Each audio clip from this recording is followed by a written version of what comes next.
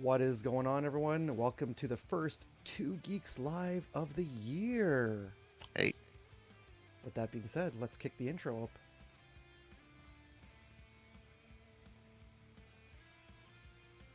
I'm not sure why there's no music coming on.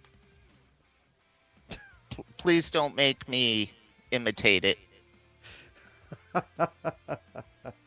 Just pretend like you can hear. I don't know what's going on. I tested it Just before. just imagine the most epic music you can think of, and that's what we've got as the backgrounds. Exactly. I have no clue why I did that. Anyways, we have no viewers right now, but people like to watch it too later on. So, how you doing, Spoonie? How's it going? Uh, Things are pretty good so far. It's been a hectic start to the year, but over here in southern Ontario, the weather's starting to turn. It was absolutely Nice. beautiful the other day. We had like a 20-degree day, and then the next day it went down to -2. Oh wow. But it's Wow. starting to get a little more consistent. We're getting like Nice. spring weather, so it's good to be able to go outside. That's what I'm seeing. It's us too. We're starting to get some spring weather here too in Quebec land, but kind of annoying when we watch stuff on streaming and we watch English stuff and it's nothing but French ads. hmm Doesn't make any sense. Well, and I can tell you that in terms of because the Supergirl movie trailer came out, like Mm, the final one came yeah. out a few weeks ago now, and I have yet to watch it. I was debating going back and forth about whether this is something I should watch and do like a reaction to for the channel or something like that. But then I thought about it, and this movie, I don't know if it's a direct adaptation of the Tom King storyline, Woman of Tomorrow, Okay. Cool. but I know it's based, the influence is there. I don't know how heavily it's based around it, but I've decided I kind of want to read the story first and then see the trailer because I don't want the story to be spoiled for me by watching the trailer. No, Now, that's I fair. know it's not going to be an exact one to one, but DC Compact Comics did put out that storyline at the beginning of the year in January for $10 American, 13.50 Canadian. So Yeah. Pretty price. it's definitely easy to pick up, and I'm gonna try to get to that before Nice. the trailer, and then obviously the movie itself. Nice. Hello to Shorty, aka Vanessa, my wife. She's always joining the live streams and watching. I'll show you what I did. I did this week. I don't know if there's gonna be. I don't know if the sound is gonna work or not, but apparently I'm having some issues with sound. No, there's no audio apparently. Hmm. So here's what I did this week. I added some turtles to my office, hung them all up. Um, it's too bad I had all this epic music in place. So I don't know what's going on right now. Yeah, I kind of did like a Ninja Well, you've Turtles got and put them the on the you've door. got sort of like a background music of the stream going. Is that Yeah, maybe that's true. causing some interference or something? I'm not quite sure. No, I don't think so. Every time we've done the stream and we've played video clips, there's been no issue with the music. Well, music aside, this is a really awesome collection. Thank you. So yeah, like right on the door above it, I got all those turtles. I got the Casey Jones and Shredder and the turtles there, and then I put up a spawn wall behind my computer at work. Yes, I do have Bad Bats Maru and Katara. Don't laugh. So yeah, I got a bunch of stuff back there, and No, that's and I what I was working oh on. the Kiss So figures. yeah, man.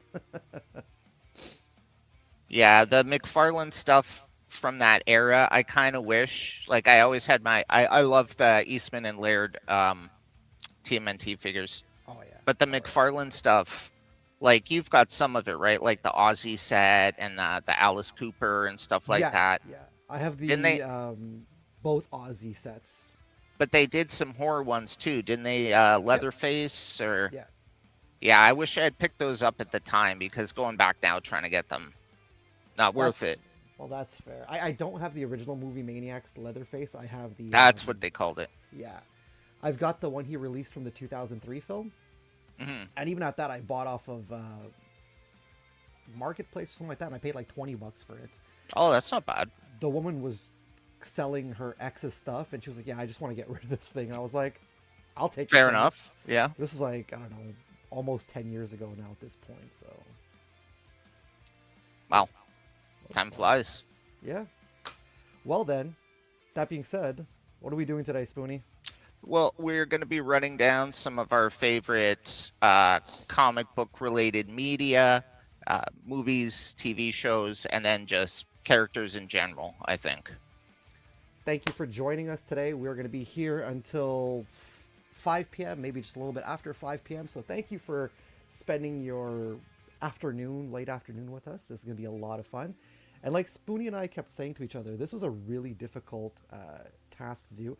I know that James Rolfe likes to say this when he works on big projects. I'm going to say it too. This was kind of a big undertaking because how do you, how do you rank your favorite comic book adapted movies and TV shows and characters, right? And how do you include and not exclude characters you like? It was such a, but I think that was was so fun about this was, the difficulty in the task of doing this, right? Well, and if people saw some of our older podcasts, then they might remember that the last time we did a ranking, I didn't bother with an order because I felt like they're all depending on the mood. They're all number one. Like Yeah, everything on exactly. that, like everything on my list, it was tough, so I didn't even Hmm. bother trying to itemize. But this was a little bit easier, but even then you're going back, you're revising, well, is this better Yeah. than that? And you gotta. Oh man. Yeah. I do have visual content, so I did save some pictures. I don't know if you did, because if you do, I Oh, believe you're no, able but to take I over sharing.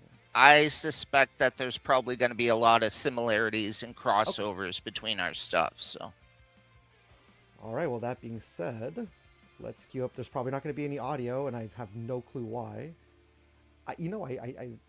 I checked everything to make sure it was all good before we started, and I don't know. Yeah, there's no music coming up. So, anyways, today we're going to be ranking our favorite comic book movies, TV shows, I can't speak, and characters. and obviously there that's Invincible and the Blue Superman from the late 90s when he split into the two and it was a stupid storyline because of legal issues.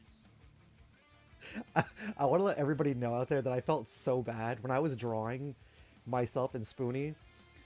I know Spoonie's a massive Superman fan, and I wanted to do something different than just the regular Superman, so I was thinking either death metal, uh, yeah, the death metal version, or Hmm. this one. And when you were like, that story was stupid, I was like, oh no, I offended Spoonie with the Superman. No, it was stupid because if you know anything about Superman, I guess kind of behind the scenes, the original families, the Schuster and Siegel, but specifically Jerry Siegel's family, has been very litigious about the fact that, they're at this point grandfather, great grandfather, whatever, created this Yeah. character and they're entitled to the money and stuff like that. So there was something going on. There was a court case at the time. So they couldn't use the Superman image of, blue suit, red cape, the red trunks, Yeah. and everything. So they created this, I think it was called like the Millennium Giants, where some ancient things awoken from within the earth. And I don't know. I don't remember very well, but they did the same thing in 2005 during Infinite Crisis because Okay. they'd settled the Superman thing, but then came the question of Superboy. Now, originally, Superboy was created as a derivative character of Superman. He was the Adventures of Superman as a boy. Okay. Yeah. Um, Okay. so I think Jerry Siegel's family sued DC because they said, we created Clark Kent, and this is Clark Kent as a boy, but they didn't actually create Superboy, so there was a lot of issues. So during Infinite Crisis, they killed off Superboy. But they resolved the issue, so they brought him back during Final Crisis, which was like 3 years Mhm. later. Okay. Okay. See, things I didn't know because I'm not really a Superman fan, right? So I don't know specifically, but that's kind of cool. Lame on Siegel's family, right? But still kind of cool. I'll Well, let you drop down to zero now. their gravy chain is going to run out soon because I mean, Yeah. Superman is about to hit copyright expiry and what? This embarrassing. I can't even remember when he debuted. 38? 38. Wasn't that Batman? Was it 37 or 38? Let me Google It's Superman. probably 38, and then Batman's like 39 or. You know, when you Google Embarrassing. I Superman. don't know this. No, it's okay. Uh, April 18th, 1938. So hey, look at that. Another reason for us to do this video today. Oh yeah, pretty There you close. go. It's a week Yeah. off. Yeah. Okay. So that being said, let's start with. I'm so slow. Okay, here we go. Let's start with our favorite comic book movies. Yes. Okay. So, you want to go first, or I think maybe we can each like you do 12, I'll do 12, 11. You know what I mean? Does that make sense? Kind of weave together. Um. Yeah. How do you want to start? Do you want to start from the bottom, work to the top, or? Yeah, I think that could be a good idea. We'll start with number 12 and make our way down to number one. Okay. Fair Cool. enough. All So, right. what's for your number 12? Okay, so comic book movies number 12. Give me a second here. I'm gonna get of course, my image representation here. So number 12, and I debated here. I was like, do I put any of the DC animated films on my list? There's a lot of good ones. And here's the crazy thing. I keep saying it. I'm not a Superman fan, but there is a DC animated movie to me that stood out that is broken up into two parts. Now I think you might know what I'm talking about here. I believe I do. So number 12, I've got The Death of Superman going into the reign of the Superman. Mm-hmm. You know me, Spoonie. I've always told you that Death of Superman is my absolute favorite Superman storyline. I love that It's story. still probably like the most iconic. Yeah, exactly. And I feel like when DC launched the animated movies back in 2007, my gosh, almost 20 years ago, when they did The Death of Superman, the original one, or sorry, Superman Doomsday, they Right. left so much out. They left so much to be desired. They even left out the battle with all the wannabe Supermen, right? Mm-hmm. So thankfully they got the chance to redo it. I don't know how long has it been now? 10, 9 or so, 10 years now since they've made this movie. And I know that it's It's been a while. Yeah. yeah, and I know that it's kind of like using the new 52, but they did it in a really really good way. And then it brings us over to the reign of the Superman, which I think I liked even more than the Death of Superman movie itself, because Yeah. I love how they like I the cyborg Superman is such a interesting character too. And of course, my favorite Superman character, Steel, is introduced. So Mm-hmm. yeah, No, I know so you're. It's weird because you're not so much a fan of Superman, but you do like the supporting character. I don't even say mhm, supporting because they're characters in their own right. yeah, yeah. Like I mean, Steel has had, I think, 3 or 4 volumes. yeah, Although I think the last one it was only 3 issues, and then they rebooted with New 52. So yeah, something like that. So yeah, that's number 12 for me on my end, Spoonie. okay. Sorry, I just gotta pop up this list here. Um, Okay, so for me, number 12, and this is not indication of quality, is the first Iron Man movie with Robert Oh, Downey ho, ho, Jr. ho. Great Um, film. it was, I think, the first time that they demonstrated a superhero comic book movie could be done well, and if treated in the right ways, Hmm. like it's not going to seem cheesy, or you lean into those elements and acknowledge like this is kind of ridiculous. And Yeah. it had action. It had some serious moments with especially Tony. He went through a character arc. There was transformation from beginning to end. Um, and it made him I think for the first time in forever, that Marvel had a character that had surpassed Spider-Man in popularity. Yes, yes, 100%. Because Iron Man, until Deadpool, Yeah, Iron Man was the face of the MCU, was the face of Marvel Comics for a long time. yeah, Well, it's not a true. long time, but a couple of years, anyways. Nice. You know what? I agree with you. Iron Man will be on my list, but and the weird thing is that there are a couple of ties on each list of mine because I didn't know. But yeah, I agree with you. Everything you said about Iron Man, I agree. It is a fantastic movie, and I'll also take a step back from comic books in general. It's one of those things where Robert Downey Jr. is one of my favorite actors of all time, Hmm. and it was refreshing to see him get a fresh new start and just revitalize his whole career. Yeah. So that was awesome. Was this before or after Kiss Kiss Bang Bang? That was after Kiss Kiss Bang Bang, which is also a fantastic movie. Yeah. Yeah. Okay, so Cool. I guess number 11, you want to go ahead? Yes, let me. Oh, and then after this, I figure we can. I don't know if you have any, but I have some. We'll rapid fire, like rapid fire our what's it called? We'll rapid fire our. Why can I speak for your honorable mentions? Sorry. Oh, okay. Okay, so number 11 for me. Let me get my list here. Okay, so coming in at number 11 is The Punisher Warzone. I actually really like this movie. This is such a good film.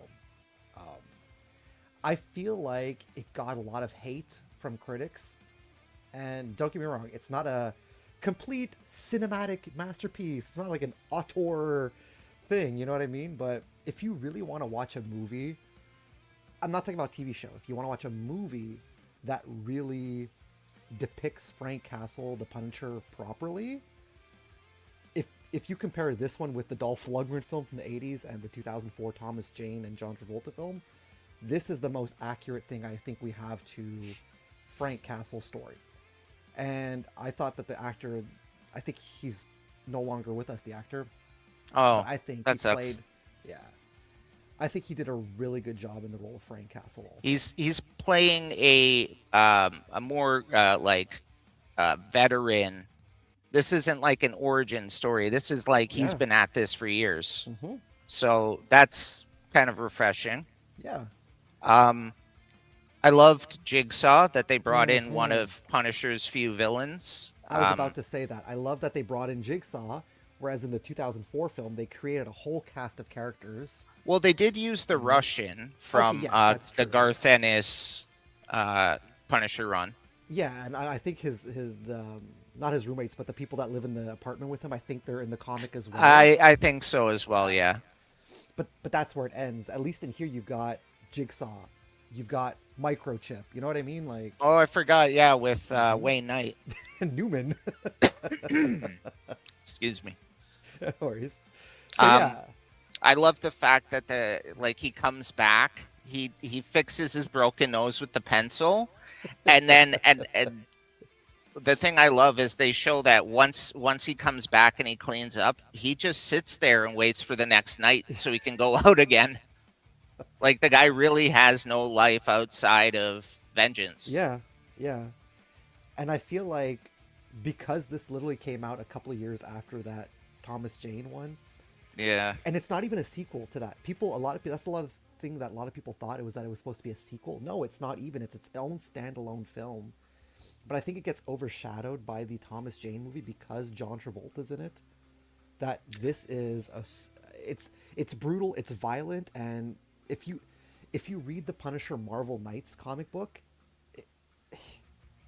Or this even better, Punisher Max. yeah, exactly, exactly. It can't get any closer to that than this. Well, and even you look at the poster you got on screen at the bottom there in the right corner, it says Marvel Knights. Mm-hmm. Because at some point, Marvel was trying to do a line kind of separate from the MCU. Yeah. They wanted to have like maybe more mature titles like Daredevil and stuff like that, but they seem content to just weave it into the mainstream stuff, which is fine. Speaking of Marvel Knights, wait till the end of the month, I'm gonna have my check swing combo call. There might be some Marvel Knights books on there. Just saying. Just Okay. saying. But yeah, Punisher Warzone at number 11 for me. All right, Spoonie. Let me just double check. Yeah, number 11 was the Avengers Infinity War, or Oh, whichever nice. one is part two, Nice. part one, I mean. Okay. It's exciting. You get to see it's the buildup of 10 plus years of storytelling, all leading to this kind of thing. And it ends on a cliffhanger, I think, is the Yep. most important part because the Yep. heroes are at their weakest, right? Like Spider-Man's been wiped from existence, half the universe is gone. How are they going to stop Thanos? Right, exactly. You know, when Yeah. people like the Hulk and Thor are getting their butts handed to them, you know that Hmm. this is a epic threat. I agree. I liked the 2012 Avengers movie. I thought it left a lot to be desired, even though a lot of people are like, this is a masterpiece. I was like, it's good. But the moment we had that reveal of Thanos in the mid credits, I was like, oh man. Yeah, Even Age of Ultron, which is considered now the weakest of the series, I was like, yeah. okay, it's good, it's good. But then you have Thanos at the end again. I'm like, okay, Is we've that I'll do it myself? exactly. And then I think like was it 4 years later we get Infinity War, and I think this was up to then, besides Iron Man, I think this was the most fun I had at the cinema watching a superhero movie. Oh, Thor Ragnarok 2 I really enjoyed, but I think this, yeah, I agree with you. I found Endgame had a lot of, I hate to say this, it fell back on the tropes of the original Avengers. Like I did not like that whole scene where they're fixing the helicarrier. Yeah. I thought that was boring, and I thought that Endgame had a lot of those scenes. But then the end of the movie, the massive, like, I don't know, hour-long battle, however long it was worth the payoff. You know. But Infinity War, you're right. Just the nail-biting moments and leading into that cliffhanger, and then Thanos, I'm inevitable. Yeah. Because yeah, again, I feel like the cliffhanger is what seals it. Like I'm not Yeah. trying to Yeah. disparage Endgame. Hmm. It's a really cool movie, but it's definitely like the closure of like I said, like over a decade worth of stuff by that point, Yeah. and it's very much like wrapping everything up in a nice bow. And as Yep. satisfying it is to see endings for some of these characters, the Yeah. first one I felt like you said had a lot more excitement to it. I'm on the fence with Avengers Doomsday coming out, honestly. Eh, yeah. I know nothing about it. I haven't really watched the most recent Yeah. movies, and I don't watch any of the shows, so I'm not sure where they're at. It's Yeah. unfortunate they had to pivot away from Kang Yeah, I agree with you. I agree. because I mean, look, they go on. spent all this time setting up Kang, and then due to real world situations, they had to fire the actor Yeah. and pivot. So I guess now we're going to Doctor Doom. Which I'm not gonna lie to you. Okay, do we need Robert Downey Jr. to play Doctor Doom? No, we don't. I mean, like I mentioned it before, he's one of my favorite actors. I am excited though that Doctor Doom is coming into the Marvel universe. I'm really excited, but again, yeah, I agree with you. I'm like, don't know, man. Don't know about this. So. You know, I always hoped that Disney would have made better use of Marvel Comics once they bought them. Mhm. I from the beginning I said I want to see Doctor Doom launch the Baxter Building to space using flubber. Because I don't know if you guys are familiar with the comics or the shows, but it seems like he's always trying to send their home into outer space. That is an obscure callback to an obscure weird Robin Williams movie, Spoonie. Well, at a remake of who was in the first one, Jerry Lewis or something Oh from like yeah, yeah, 1956 or whatever. that's true. But yeah, Oh, all right, top 10. Let's go. We know we added two extra because we like to just add those extra for spice. All right, number 10, and I thought long and hard which to put at number 10, and I have a tie. I'm so sorry. You're gonna see a lot of ties on this. okay, that's So fine. number 10 for me is Ah, Kick-Ass. Okay. and Scott Pilgrim versus the World. Two movies that came out in the same year, actually. Oh, did they really? If I'm not mistaken, I do think Kick Ass came out in 2010. Wait, let me check this quickly. Well, good year for. I Yeah, mean, 2010. Kick-Ass was an imprint of Marvel at the time, but We, both essentially indie comics. yeah. So I'll speak quickly on both films. Kick Ass, like it's such a great film. It's literally, I feel like if people in real life tried to be superheroes, this Yeah. would be as close to you can get. And this remains the only film that I can tolerate Nicolas Cage in because Nicolas Cage is playing his idol. I forget his name, who played Batman, Adam West. So, Kick Ass is a great film. And Scott Pilgrim vs. the World, I debated because it's more of a graphic novel and not comic book. But at the end of the day, I've mentioned so many times, and even Vanessa knows, I've mentioned that if it's not my favorite movie of all time, Scott Pilgrim is one of my favorite movies of all time. So it would have been criminal for me to leave it off the list. I know it's at number 10, but that's because there's so many other good comic book movies that were made. I But yeah, I'm just gonna go ahead and say, and Scott Pilgrim is actually my number 8. okay, cool. Okay. And Spoony's I like, I'm guess going we ahead of could. the curb. Well, so we can cut down on that since we're talking about it now. Cool. I just thought it was such a great Hmm. um, adaptation, I guess, of the source material to screen. Yeah, I agree with you. Because Yeah. and okay, I lived in Toronto for the majority of my life, so I understood all the locations, the references, Yeah. and stuff like that. Like that was really cool at the time. Um, But being but a I don't Canadian I and don't seeing Second Cup in the movie too, it's like, hey.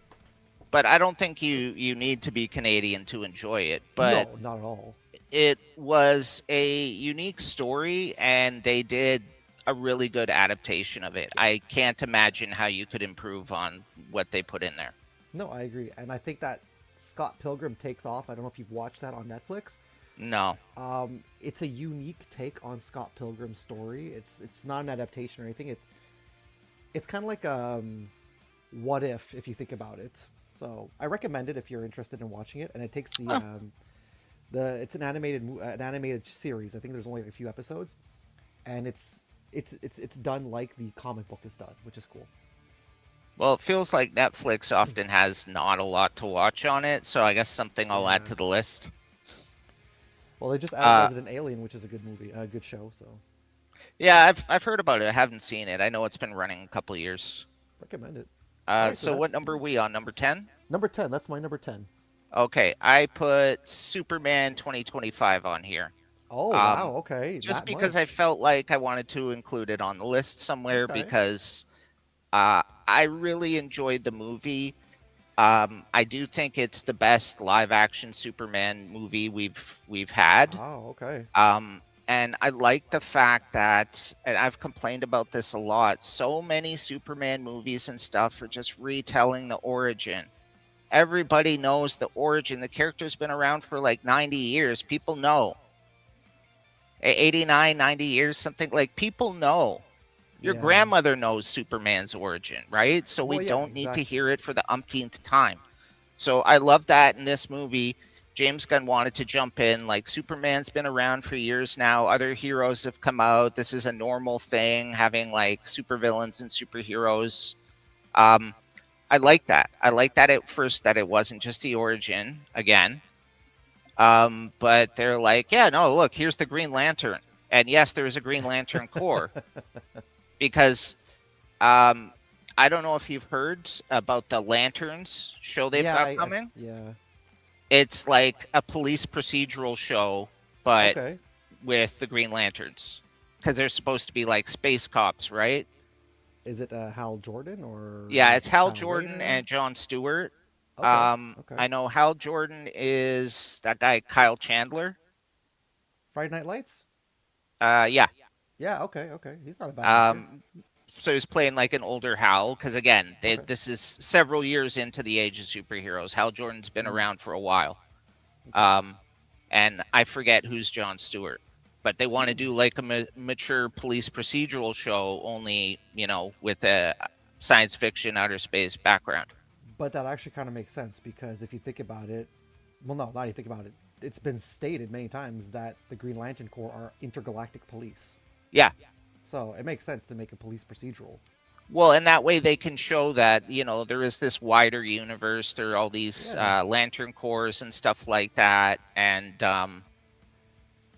so you can have all the characters you love. Hmm. You can have Guy Gardner, Jon Stewart, Hal Jordan. You can have them all, Yeah. but it's just like, okay, so right now Guy Gardner is the Green Lantern of Earth, but your other favorite characters, they still exist. They're just off doing something else. Yeah. Hey, cross your fingers. You know you're doing intergalactic police. Maybe bring in Martian Manhunter. I mean, from the beginning, seeing the ads, one of the first things that you see is crypto. Okay. You Okay. know that there's a certain flavor to this movie. That's If they're fair. bringing in the super pets, then Yeah. um, now I haven't seen the Supergirl trailer. I don't know if we're getting her pets because she had Streaky, the super cat, and then this is really messed up. There was Comet, the super horse, but apparently the horse was actually a man that could transform into a horse. And I Okay. think at some point she was in love with the man, or Supergirl fell in love with the guy, but she didn't know that he was her flying horse. Okay. And it just like they're they're edging towards some Oh. inappropriate ground there with this woman in love with the horse. I thought Streaky was the Flash's cat. I don't know why. It sounds like it would be, but Yeah. I just remember oh, that and then episode. what? There's Beppo the super monkey. You know what's funny? I learned all this on Robot Chicken, dude. That one episode where they had all the super pets on Robot Chicken, and Superman left and paid a babysitter, and when he came back, the super pets were all dead because the super she neglected them. I thought they were all made up, dude, and it's like, no, they're not. No, no, it didn't. It was the Silver Age. It was the 50s and 60s. It was a simpler time. Oh man. Yeah. So that's my number 10. Cool. Number 8. I mean, sorry, number 9 for me. Let me get my list. Make sure that I'm looking at the right thing. Actually, you know what? I have image representation, so it's not like I can't see the numbers. There we go. This is such a fantastic movie, and I don't know why they didn't make more. God, I love Dread. Oh, yeah. God That's. damn, it's such a good movie. I'm gonna jump ahead and say that's my number 3. Nice. Okay, cool. Oh man. I love the movie. I think okay. I've since come to appreciate the I am the law Sylvester Stallone version, but I mean the fact that most of that movie was him without the helmet on, Yeah. and it's just they didn't get the feel for the character, and Mhm. I hadn't read the character at the time, but even I could tell like this is weird. Yeah. But then seeing this version, it was like, yeah, this is how the character should be. Hmm. It's just all about business. Oh man, and And I love the effects when they take that drug and everything goes slow yeah, motion. yeah. And the concept that they throw you off this building, but they give you the drug first. So it Yep. feels like an eternity as you fall to your death. That's yeah. And then they brought in Judge Anderson too, who's a character from the comic books, which is really neat. And I feel like the problem with Dread though is that it didn't make much return at the box office. Mm, So they were like, okay, well we're scrapping the rest of it. But can you imagine if we would have seen Judge Death on screen? yeah. That would have been in freaking sane, man. So yeah, and Well, I thought that and this had Carl Urban, who was I that's what I think was on a gonna bit of a say. hot streak at the Yeah, time. He had just done the Star Trek movie, the yeah. first one at least. Hmm. Um, I don't like those movies, but I do like him as McCoy. Hmm. Yeah, McCoy was that's always my favorite character, though. same, You've same, got same. this perfect utopian future. There's free energy that you can replicate food, disease is eradicated, humanity is at its greatest point, and McCoy is like the one cynicist. I think McCoy represents us who are realistic. Yeah. But Yeah. getting off of what you were saying with No, Carl Urban about Dread. no, I was just saying that they chose the perfect actor to play Dredd, in my Mm, opinion, honestly. When you think of Dredd, you don't need to think of the face. You don't need to think of the body really, because you can bulk up somebody with the outfit. You kind of need to think of that jawline, right? That's the thing, Yeah. and that gruffy voice. You get the helmet and the shoulders and Hmm. And the fact that 2000 AD, 2000 AD was was it a UK comic book, right? If I'm not yeah. mistaken. So the fact that they chose a New Zealand actor to play Dredd, I Oh, know is is he not from New UK. Zealand? I had Yeah, no yeah, idea. yeah. He's not from the UK, but he's. I guess it still kind of fits in, right? So Hmm. it's. But yeah, I thought Carl Urban was perfect for me. When I think of Dredd, I don't think of Sylvester Stallone. I think of Carl Urban. So, Yeah. oh, you'll probably see Judge Dredd again on one of my other lists. So, yeah. Okay. So that is Fair my. warning. Yeah, exactly. So that's my number 9. I like that we're showing like, yeah, superhero movies, but also unconventional comic book movies too. Okay, so for me, number 9, Justice League, the Snyder Cut. Okay. Okay. Okay, I was waiting for you to put that on the list. it needs to be said that this is like a 4-hour movie Yes, or it's very something. long. Like, it's insane. Um, okay, the story behind it was Zack Snyder and his wife are collaborators. Like, she produces all his movies. Like, Yeah. they work together. Their teenage daughter killed herself, Yeah. and so they walked away from the project. They said, Which is unfortunate. this is time for family." And so DC thought, "Hey, Joss Whedon did the Avengers movie. Let's have him do have him do the first team up." And he put people call it the Marvel humor, but it's actually the Joss Whedon humor. Yeah. He injected that into Justice League, and it was very mediocre. Hmm. And everybody knew that, look, there were tons of scenes that were filmed that we've seen in trailers and stuff that weren't in the movie. Released the Snyder Cut, right? So took a couple of years of memes and everything like that, but they finally did. Like I said, it's a 4-hour thing, but it completely changes the tone of the movie. That's In fair. the theatrical or the Whedon cut, the Flash and Cyborg, sorry, are just comic relief side characters. They have no real Yes. roles in the film. They're just there to kind of lighten the tension and inject that wacky, non sequitur humor that Joss Whedon Hmm. loves so much. Hmm. And the Snyder cut, it's like, oh my God, there's a whole plot line for Cyborg with him and his dad and like their relationship and coming to terms with what happened to him. Yeah. The Flash has a lot more nuanced stuff, hinting that, Fair. there will be leading into a Flash movie. So kind of sort of setting some groundwork for that. Yeah. And just first of all, the first Justice League movie. Now, this is after New 52, with where the very first storyline was the Justice League fighting Darkseid.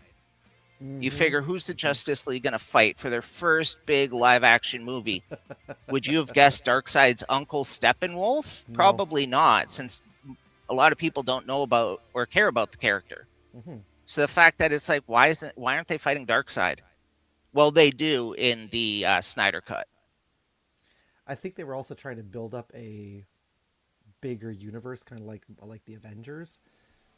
And the thing with here's the thing with the Avengers versus Justice League, like you said, they injected the it was basically Joss Whedon in the movie. At least it kind of works with Marvel because those characters are a little more lighthearted in the comic books, whereas DC's comic books are a little more on the gritty side. And I don't think it worked to do a slow burn like they did with Thanos, right? With DC, they should have just brought Darkseid in right away. Which, Yeah. again, they corrected that in the Snyder Cut, which I agree with you. Do I like the Snyder verse of DC movies? No, I don't. I don't. The only one I think I really like is I'm trying to think. Aquaman was good. But Shazam, the first Shazam, I thought was a lot of fun. yeah, it was quirky. But I really liked Wonder Woman, the first Wonder Woman movie. I The thought that first was a Wonder Woman, fantastic film. Aquaman, Yeah. the Suicide Squad, the second one. Oh yeah, but James Gunn, right? Yeah. So yeah. Well, But the fact that John Cena and Idris Elba had so much chemistry together in that movie that they cast them together What was that Yeah. one? It where John Cena is the president of the U.S. and Idris Oh Elba is yeah. the prime minister of the U.K. and they That don't one came out respect last year. each You're other right. because but they get caught up in this terrorist plot and they have to work together and they learn that hey, we each have value, blah blah blah. But it's really funny because there's a chemistry of these two guys. But yeah, I agree though. The Snyder Cut did fix a lot of things. Plus, there's a scene where Batman's getting a vision of kind of like Oh yeah. post apocalyptic invasion Earth, and we see Jared Leto's Joker return for the final time on screen, and he's just doing the Jared Leto rambling on about whatever that he does because apparently he stayed in character during filming, even when they Yeah. weren't rolling on the set.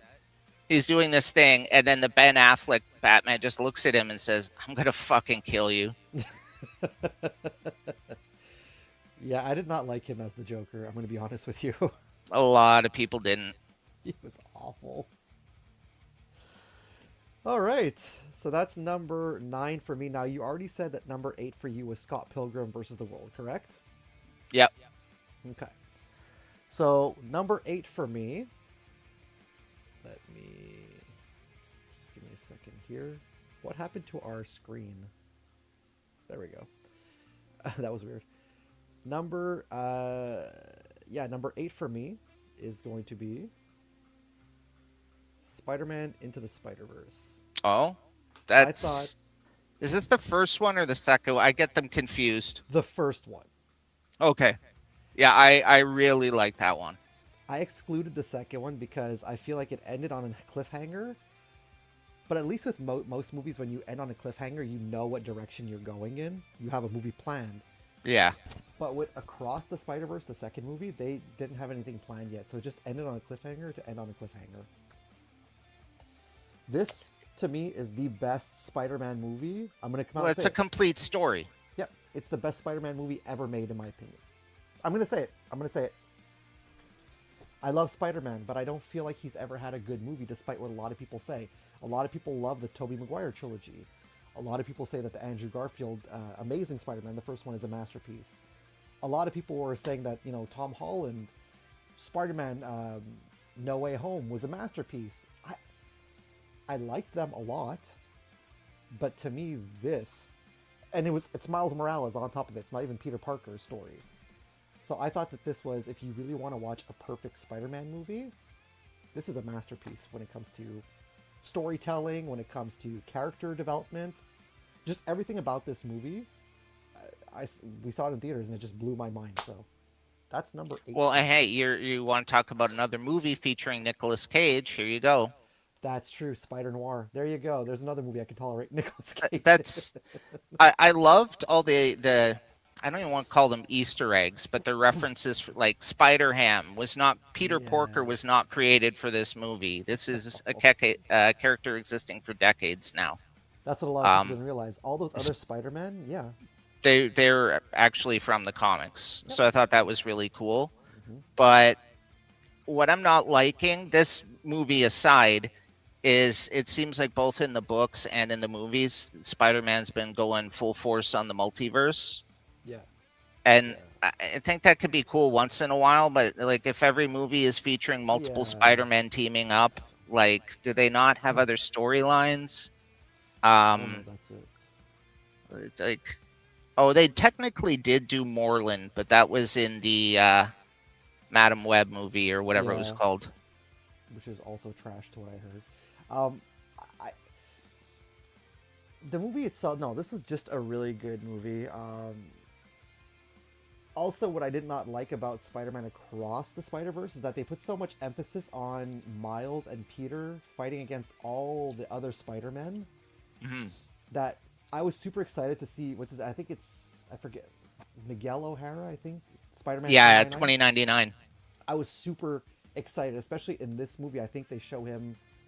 Is it the end of the movie or the post credits? They're like, he's coming, Spider-Man 2099, and I was super excited. And they kind of made him kind of somewhat the antagonist in the second movie until it's revealed he's not actually the antagonist. But I'm like, Yeah, I thought they're definitely setting him up for like a villainous role as the yeah. main guy in the third one.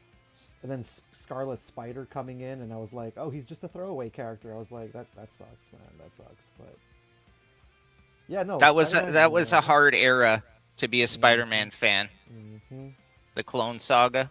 mm-hmm. I like Ben Riley though. I do. I Scarlet I, Spider's a cool I character. appreciate him a lot more after the fact. Yeah, yeah. And I do love the fact that they introduced him also in Spider-Man, the animated series, in the last couple of episodes there. Yeah. So yeah, Spider-Man Into the Spider-Verse. Nothing more that I can really say about that, and I think we both agree. Like when it comes to an animated superhero movie, it is a masterpiece. Let's be honest. I mean, I don't know Okay. if you agree with that statement, but No, I like I said, I think like it's a perfect movie. yeah, yeah, There's everything that the beginning sets up. There's closure by the end of the film. You want there to be yeah. more. You want that multiverse to open up and these characters to meet again and have more Hmm. adventures. But even if they don't, they leave it in I'm Yeah, satisfied with the conclusion. A yeah, lot of times the movies can be really good and they drop the ball in the third act and the ending sucks. I yeah. thought I this one agree. did well. Yeah. All right. Gonna start And again, going my number 8 was Scott Pilgrim. So exactly. we talked about. So we can go to number 7 then. All right, I'm gonna go a little faster because I know that we can stay here and talk a lot, but we're getting out of Yeah. here today a little bit around 5:15 today. We don't want to take too much time of everybody's day. Hmm. Okay, so since we're still keeping in vein of bobbing and weaving, I'll go with my seven. Um, and here is one that not very many people realize is a comic book. So number 7 for me is The Crow. Amazing movie. Oh my gosh. Oh my gosh, man. I got Vanessa to watch this movie for the first time 2 years ago. She liked it. She didn't think it was, she didn't love it, but she was like, I can understand why people like it though. She did agree it's a tough movie to watch. It's a hard movie to watch, but she was like, I can get why people like it because the story is just so beautiful. It's, unfortunately, it's the one movie that when people think of Brandon Lee, who actually did like 2 or 3 other martial arts movies Hmm. prior to The Crow, and I think had one posthumous movie after this is the movie people think of when they think of Brandon Lee. He wanted to make it as a big Hollywood bankable star. I think he could have. I think if Yes. not, and here's the Yeah. thing: the movie itself is fantastic. Oh my god. There's a lot to dissect just about the movie, but then almost as interesting is the real life stuff behind the scenes. Yeah. Because during a mishandled prop, Brandon Lee Yeah. accidentally got shot and died. Unfortunately, yeah. Apparently, what happened was they didn't check the prop gun, and there was already a blank case in there. So when they loaded the next one in, it actually fired. You've got 2 shells in there now. Yep. So the second one pushed the first one out like a bullet, and Mm-hmm. he died. I feel. Can you imagine how it feels to be that actor? His name was Michael Massey. I thought he would have made a good Joker at one point for Batman, but Which I think he's he the one with the retired. long blonde hair, right? He stepped away from Hollywood for a number of years. I think Mm. the guilt of carrying that around. Well, I don't blame him, especially with the fact that it was supposed to be the prop master who was supposed to check that, and he had no idea, right? Like, Yeah, but yes, it is somebody else's negligence, but you're still the one that pulled the trigger. that's fair. No, that is fair. And we're talking about the lead actor of the film. So completing Yeah. the rest of the film was certainly a challenge. And I think I watched a documentary on this, and a lot of the cast and crew wanted to quit because it was so upsetting to come back to that set, but they thought like we Wow. need to finish this for Brandon Mm-hmm. because otherwise this was all for nothing. Well, So they that's had fair. to there's a lot of scenes in there where it's kind of dialogue over, you're seeing him from the back because Yeah. they had to get somebody else to stand in. Yeah. But just a dark movie, great film. I know that there's been a ton of sequels which were trash, and apparently that remake that they put out was it last year, or the year before, Apparently, it was a complete utter garbage. That even the creator of the comic book was like, "What is this bullshit?" I But just saw the second movie and then that I'd had enough. City of Angels was not a good movie, but it wasn't like a horrible movie either. At least the soundtrack was good. You know, you had like I think the final song by White Zombie on there. So, but even the soundtrack for The Crow, was it? Man, Nine Inch Nails. One of my favorite songs by them is "Dead Souls," which comes from the Crow soundtrack. Oh, wow. So yeah, so that is That number. was that was the era when bands actually made original music for movie soundtracks. And I miss that, dude. I miss that Yeah. so much. Now they just take songs that already exist and then jam them on the soundtrack. Unfortunately. So that's my number 7. What do you got for us, Spoonie? Uh, Kind of like with you in the sense that some people don't know that it's actually based off a comic book is Men in Black with Will Smith and Okay, Tommy Lee Jones. Yes, it's actually based off a comic book. that is true. It's Yes. published by a small company called Malibu Hmm. Comics. They were purchased in the late 90s by Marvel because Malibu was doing laser color printing and stuff like that at the time, and Marvel wanted access to these better coloring technologies. So they bought an entire comic book company and they've done nothing with the properties. Yeah. Like Malibu has all these heroes they could easily bring in and reprint all the old material. I Ultra have Force, no idea man. why they don't. No. But one of the smaller titles that Malibu published was, I think it was a 4-issue miniseries called Men in Black. Yep. And that's what was adapted into the movie. And if you actually look during the credits for these movies, it says, licensed from Marvel Comics, or now Yep. in the newer one, it says licensed by, a property based off of a Disney Marvel Hmm. concept.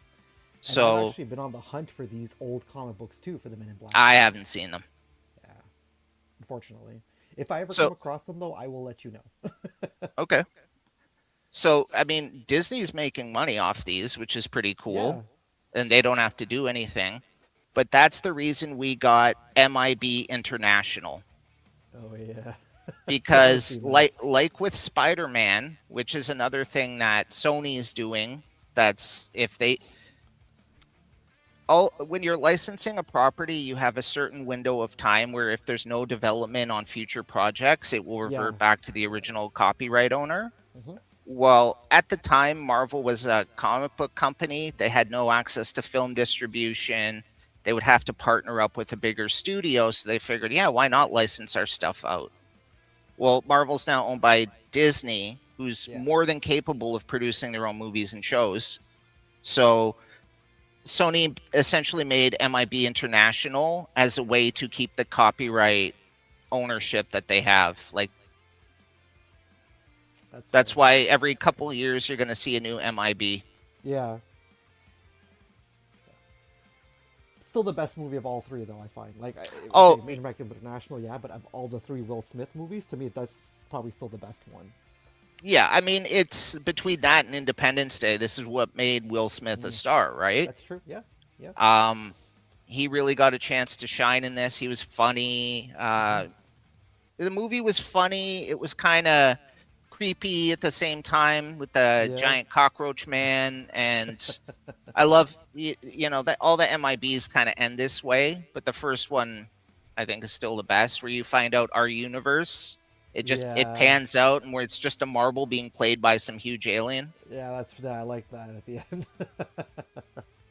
But yeah, so it's a bit of an unconventional Yep. comic book movie because it really doesn't feel like it is from one. But yeah, that's the Nice. source material on that.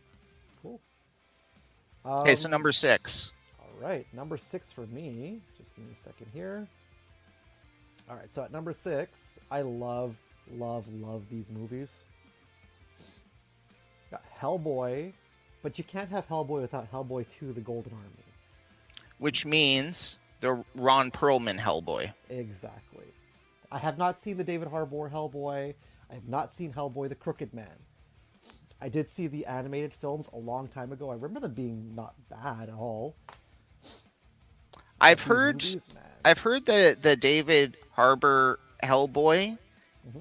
is decent, just kind of misunderstood, but I hear the Crooked Yeah, Man is garbage. that's what I heard too. I heard that Crooked Man And is isn't gonna be that more like a the one family that film. was it directed by Mike Mignola, or I think written, or maybe it was. I know that Hellboy with David Harbour was written by Mike Mignola, maybe which is that's the one I'm weird. thinking of. But this was But I written mean, and directed by Del Toro, and he understood the character because I think he did say that it's his favorite comic book character. hey, you want to know something interesting? Sure, I'm This is your always. number 6. My Is number this 6 is also a Del Toro movie. okay? For me, Hmm, I mean, I kind of want okay, to do a tie between the first two Blade movies, but for me, Blade 2 really kicks okay. it up a notch. All Um, right. That's you know what? I completely forgot that he directed that. yeah, I think that was one of his first big American movies. Hmm. Um, like the first Blade movie made the character cool. Like actually Yeah. showed that Blade is a badass. It was Wesley Snipes was awesome in that movie. He had all the martial arts and crap down. Blade 2, um, it the tone was very different. It was more of like an action movie. But the Yeah. idea that there's this even bigger threat, so he has to team up with the vampires that he normally goes around killing. So because there's an even bigger threat, and I don't know, I just thought it was a fun movie, No, and I agree with you. Yeah. it was so much better than Blade Trinity. Oh yeah. But also Blade 2 had Ron Perlman in it as a vampire. That's true. I think Yeah, that's the first time he worked with Ron Perlman, and also probably. my favorite, absolute favorite martial arts actor of all time. Um, why am I forgetting his name?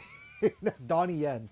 Oh yeah, yeah. I forgot Oh he's my in this. god. Yeah, he plays a vampire too. And when I was like, when Vanessa was getting me into Donnie Yen films, I was like, this guy's so awesome, and I was like, I want to learn more. And then I saw Blade too, and I was like, shit, I forgot that he was in that movie. So Hmm. good choice, really solid choice, man. It's interesting that they're both Del Toro movies again, Yeah, or both selections because you did the tie. fair. And we did not plan any of this, guys. We did not plan that at all. All right, we're Nope. getting down to our top five. Yep. Just give me a quick second. I will be right back. I just got to do something quickly, and I'll be back in a few seconds. Okay? Okay, well, I'll just before you go, I'll say my number 5. I know this is controversial for you. It's the Watchmen director's cut. So I can ramble on about that while you go because I know All you're right. not a big fan. I'll be right back. Okay, so the reason I picked Watchmen director's cut is because it's not a perfect like film, but it is probably the close. Now I haven't seen DC released a 2-part animated movie. I haven't seen that, but I can't imagine a better adaptation for this film because it's such a complex storyline. Um, I did like some of the performances. Obviously, what's that guy's Jackie Earl Haley as Rorschach was great. Um,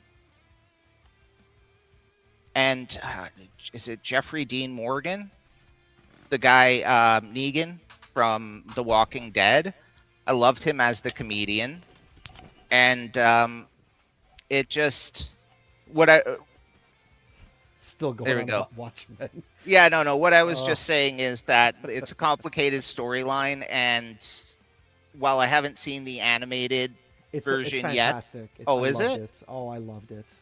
Okay. Well, for now, I'm putting the director's cut on because, like I was saying, it's such a complex storyline.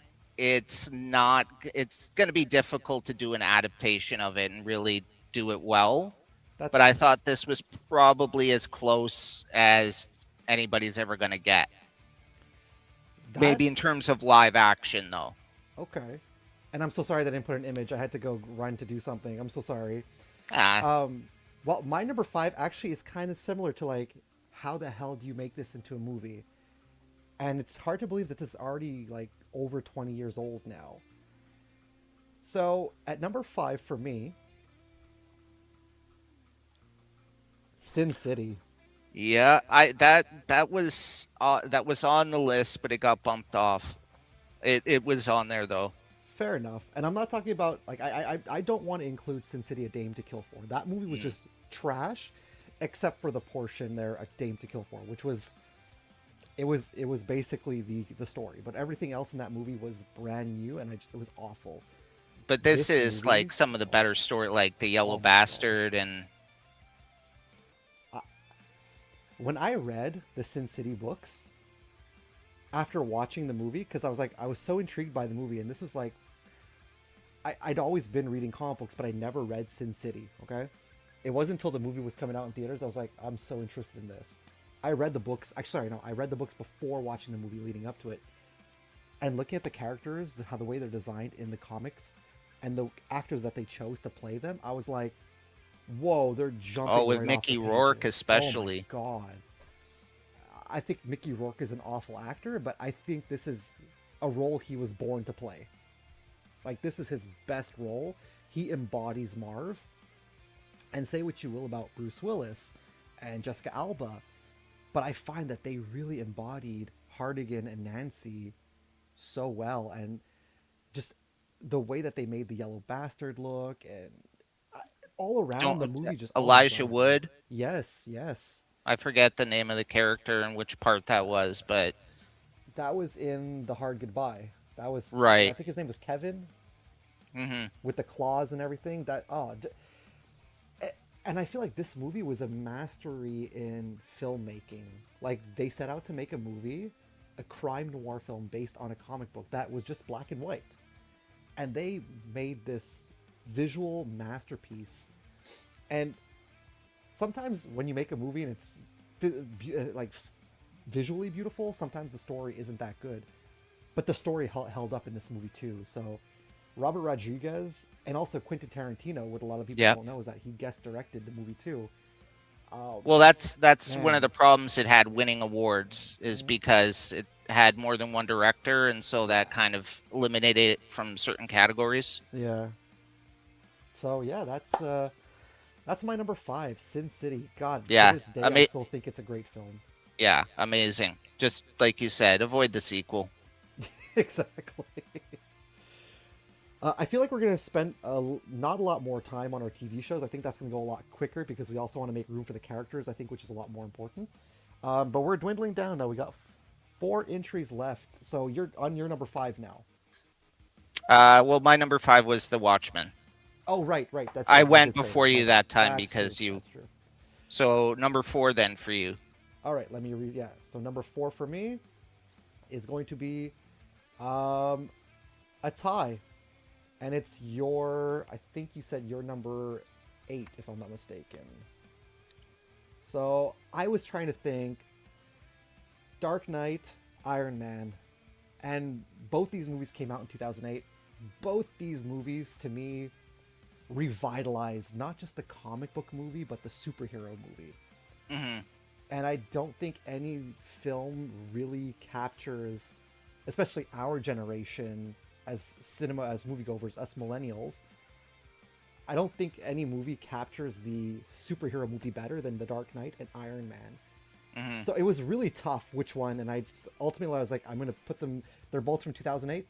They both kickstarted, the Marvel Cinematic Universe, and they kickstarted, you know, Batman being watchable again for people. So Yeah, there's yeah, definitely a renewal in Batman yeah. after those Joel Schumacher movies. Interest in a theatrical Batman I mean, outing really what is there to say plummeted. about Iron Man? You already said all that there was to say when you spoke about it earlier. So leave it at Hmm. that. The Dark Knight, it's a masterpiece. I keep coming back to saying it, and I was debating Batman '89, Batman Returns, the Robert Pattinson Batman, which I absolutely loved. And at Same. the end of the day, I was like, I think The Dark Knight is, yeah. I've always been a huge Batman fan, but I think when The Dark Knight came out, it brought me back so much into Batman. Besides Batman Hush a few years earlier, and I was one of those people that when they were talking about Heath Ledger, the guy from Brokeback Mountain playing the Joker, I was like, give it a chance, let's see. And to this day, besides Mark Hamill as the voice, Heath Ledger is the greatest personification on screen of the Joker. That's just Hmm. my opinion right there. So yeah, that is number 4 for me, a tie between The Dark Knight and Iron Man. My number 4 is also Batman. It's actually the only animated film on this list, Okay. Batman Mask of the Phantasm. Ah, that's a Now, fantastic film. maybe, okay, not maybe. Part of the reason is that I was young enough that I got to see that in theaters. Hmm. And I mean, Batman the Animated Series, classic show.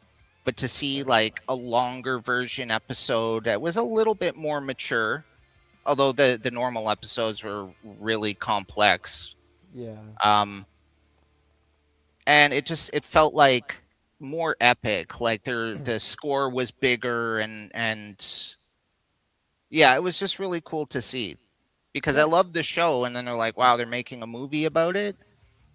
And this is at a time where something like this actually would get a theatrical release. Yeah. Now it would be pumped straight to streaming. There'd be no fanfare, just be like, oh yeah. And I also love that it takes the time to tell kind of how Bruce Wayne became Batman, Hmm. which is really cool. And the Phantasm, to this day, a lot of us Batman fans are like, the Phantasm is one of the coolest villains I think he's ever fought. The movie is actually also one of the earliest examples of uh, movies or TV shows being spoiled by merchandise. Fair enough. Yeah, that's fair. Because I mean, it's not really spoilers because the movie is like 30 years old or whatever. But Yeah. Yeah. the figures for the toy showed Andrea where you can put the Phantasm Hmm. mask on her. Yeah. It's like, why didn't they put the mask on the character in the package so you can take it off when you open it? And oh, no, they market it as Andrea the Phantasm, and then it comes with removable cowl. Funko Pop do that, I find, and that's what's bullshit about that company is that when a movie's coming out and you don't want any spoilers, Funko Pop is notorious for Hmm. spoiling figures, spoiling characters and stuff like that with their pops. Well, and last year we had the Fantastic Four movies partially spoiled Hmm. by the fact that when the merchandising started coming out, we saw statues of them defending Franklin Yeah, Richards, and it's like, yeah. oh, because he was not marketed as in the movie at all. No, that's it. And I was like, So, oh, great. oh, okay. Okay. Great choice. Awesome. I love that. Yeah, we're at number 3 now. Yep. Another movie that not very many people, I don't think, realize is based off of a comic book, and this is based off a dark, super dark and gritty. Although there's humor, but super dark, super gritty, super violent comic book. How they made it into a comedy, that's beyond me. But Oh, yeah. for me, it's The Mask. It's one of my favorite movies from my childhood.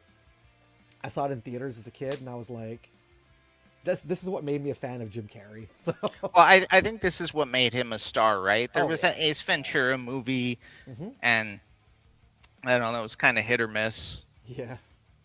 So yeah, everything for me about The Mask, it's one of those movies that I can still put it on now, and I'm like, never gets old, you know. Did you see the one with Jamie Kennedy in it? We don't talk about that movie. We don't talk about that movie in this household. Enough said. Let's end it on that. Spoonie, what's your number 3? Well, we already talked about it. It was Dread. That's right, you did say that. My Just bad. because I thought it was so authentic and accurate, and especially comparing it to the other one that came out, it was Mhm. just leagues above. And I think it's just a cool movie. Well, Spoonie, do you want me to do my 2 and 1 right now? Or do you want Sure, to if bother you me? want. Okay. So let's start with number 2. And I think that if you know me, I think you might know what I have as number 2 and as number 1. So you're going to laugh at number 2, probably. So we got Spawn at number 2.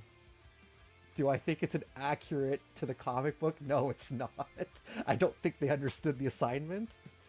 If honestly, if they had just removed that little kid, it would have Yeah. been a lot darker. Oh, and the suction cup octopus hands too, when he's like Mm. climbing up the building.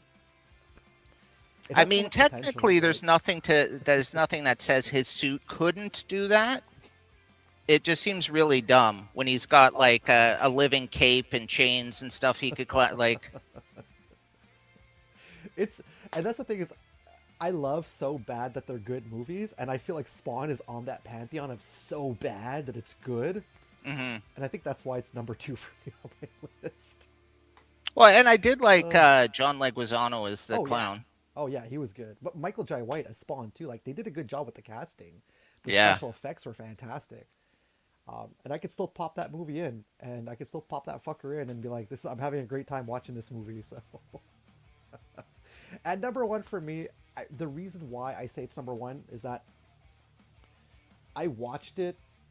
Well, not watched it recently. I watch it often, the movie, and having reread the initial comic books, I feel like this movie gets overlooked in how accurate it is of its depiction of the comic book.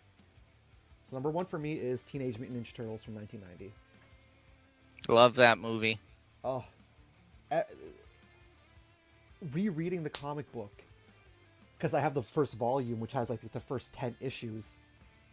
When I read that and I watch the movie, I'm like, they understood the assignment. They understood what they need to do here. There's the battle in New York City. There's going to the farmhouse. Just everything. Okay, the ending with the Shredder. I mean, that doesn't happen like that in the comics. Um, but yeah, it's as if they really understood the assignment, and they're like, we're not doing the '80s cartoon for the kids. We're adapting the comic book, and I still think that 35 years later, it still holds up. And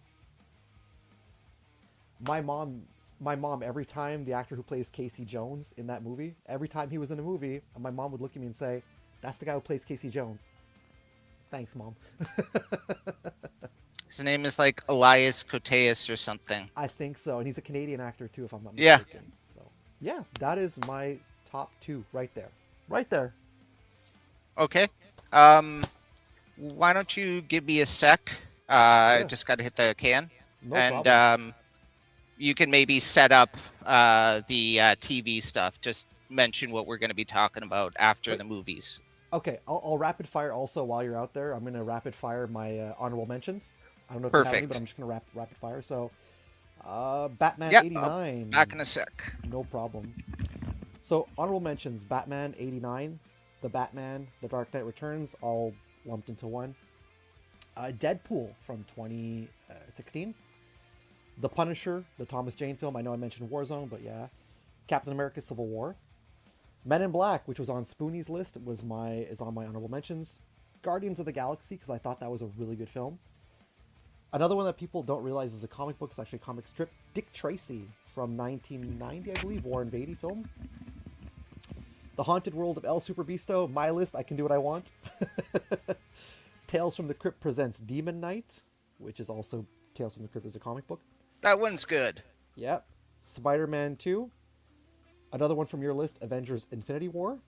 And finally, Thor Ragnarok. I thought about Alien versus Predator on my honorable mentions, but I was like, okay, it's I know that there was the Alien versus Predator comic book, but those characters themselves were not comic book characters. So I was like, no, I'm not going to put that on there. So those are my honorable The mentions. first movie had elements Yeah. of the comic, like especially a part where the woman has to team up with the predator to fight off the aliens and stuff, Yes. and sort of gains the respect of the predator because of that.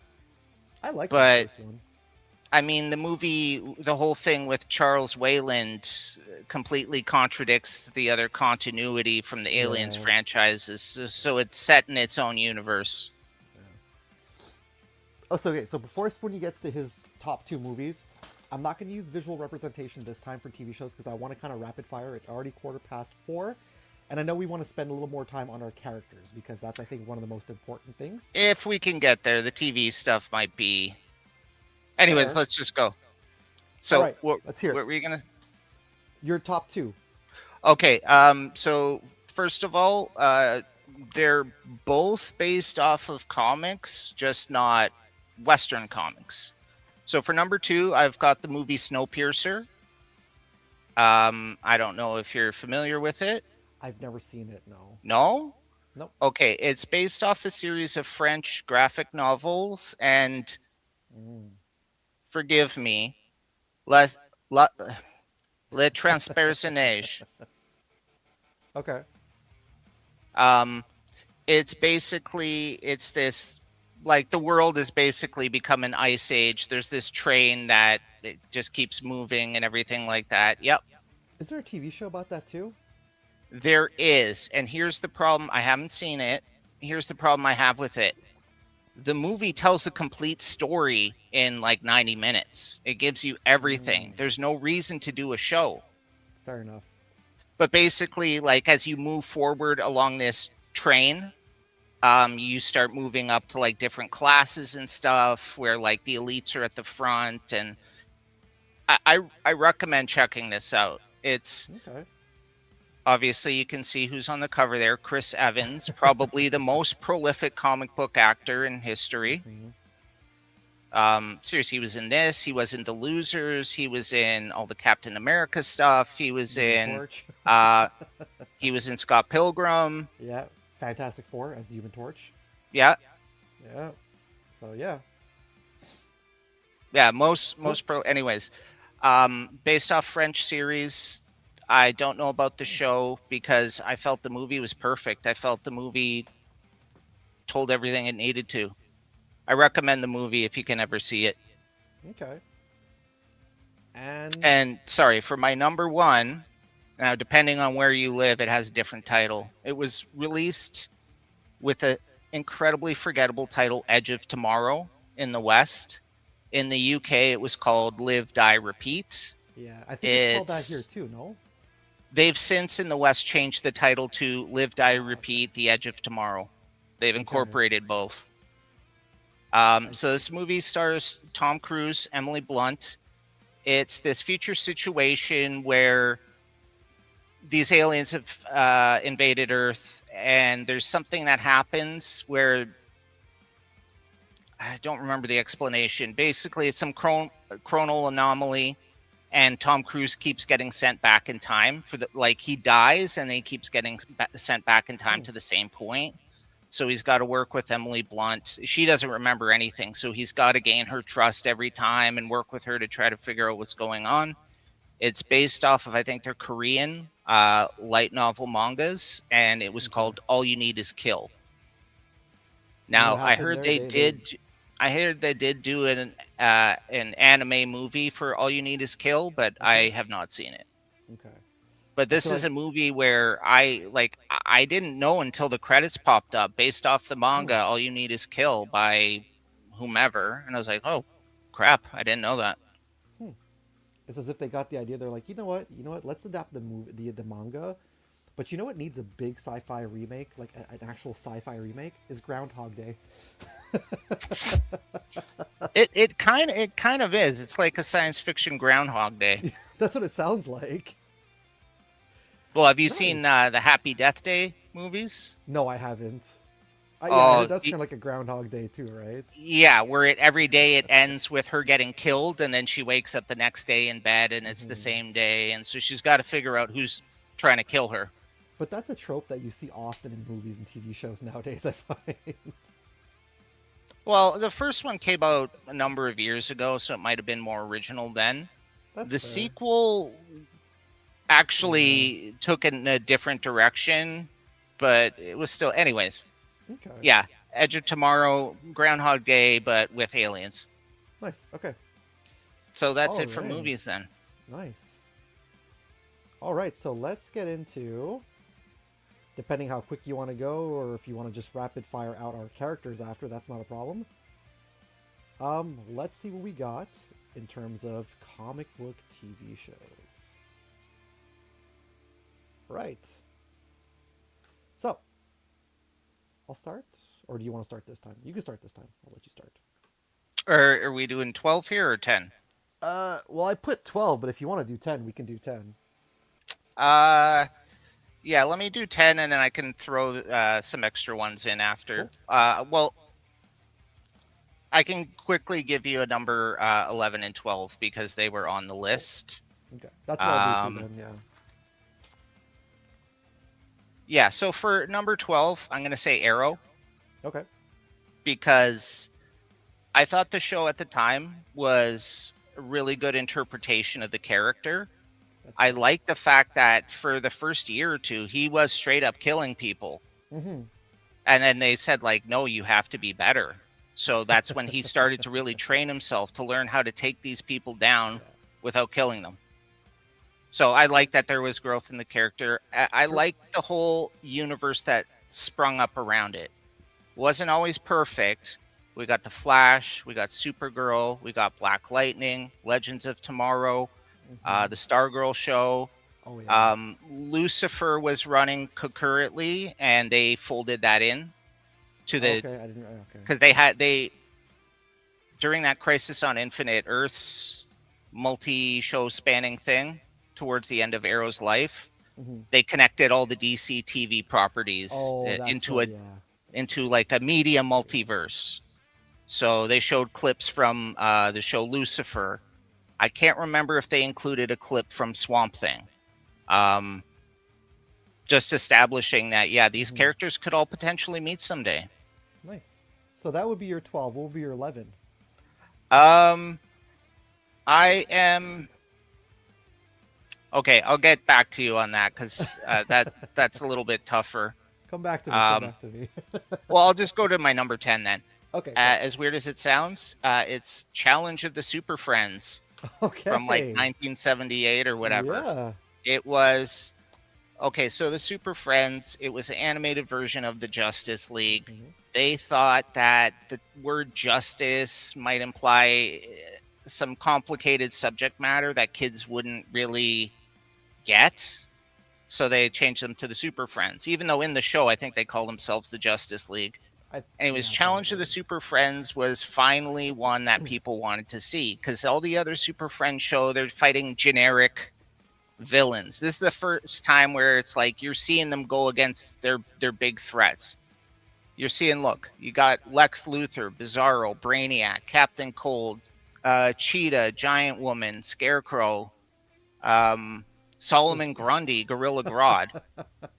I think this is the first thing that introduced the Legion of Doom headquarters, that oh weird yeah. in the swamp, that weird helmet looking thing.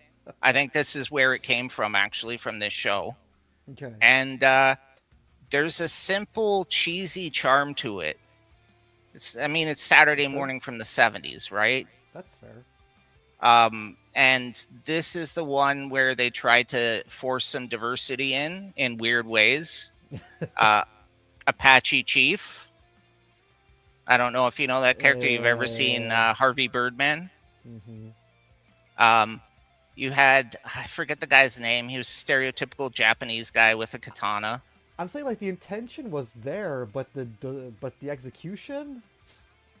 And then most puzzling of all, a black character they called Black Vulcan, who had lightning powers. The thing is, Black Lightning existed in the comics Yeah. at the time. Why wouldn't they use him? Why did they create a new character? Yeah, it makes no It, sense. it made no sense. No. But yeah, it's a Okay. cheesy Saturday morning show. It's easy to watch, entertaining. There's no real, and it's from that era where a lot of times the Yeah. voices are coming from the wrong character, like they animated the wrong character talking, and Those are good. I love that. Okay, well, wait till I get to my number 10. It's gonna be a cheesy one too, but that's intentionally cheesy. So, rapid fire number 12 is The Boys. yeah, At this point, I'm just really excited for the show to end because I don't think I could take any more of Homelander's that's what I've tirade. heard. Is the last season has been really difficult to get through. Yeah. So that's number 12. And number 11, a lot of people don't realize this, so I'm here to tell you DuckTales from 1987. Hmm. Yeah, that's a comic book, DuckTales, by the way. Yeah, Not the yeah. characters. Don Rosa Mhm, drew DuckTales, Uncle Scrooge comics for exactly. decades. Is probably the defining artist for that. Mhm. So I love DuckTales, man. But number 10, let's go into the top 10.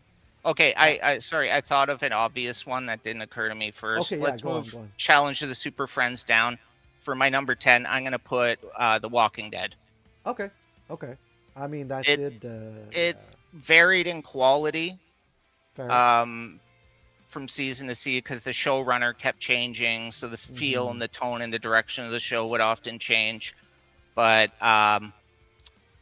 the the zombie effects by Greg Nicotero and his Hmm. studio, incredible, especially as it went on, because you think about it, they're like 5 years into this zombie apocalypse. Yeah. These people have been walking around with rotting meat. They'll look really disgusting at this point. Mm-hmm. So yeah, that's my number 10. Nice, What nice. about for you? Okay, so number 10 for me, like I said, it was cheesy, quirky, and hokey, but again, done on purpose. So sorry, I just Right, the DuckTales. that was number 11. So number Oh, okay. 10 is the Tick. I Great think, show. yeah, I think to this day it's probably the as much as the 2001 Patrick Warburton was hilarious, and the short-lived 2016 Prime Video was really good.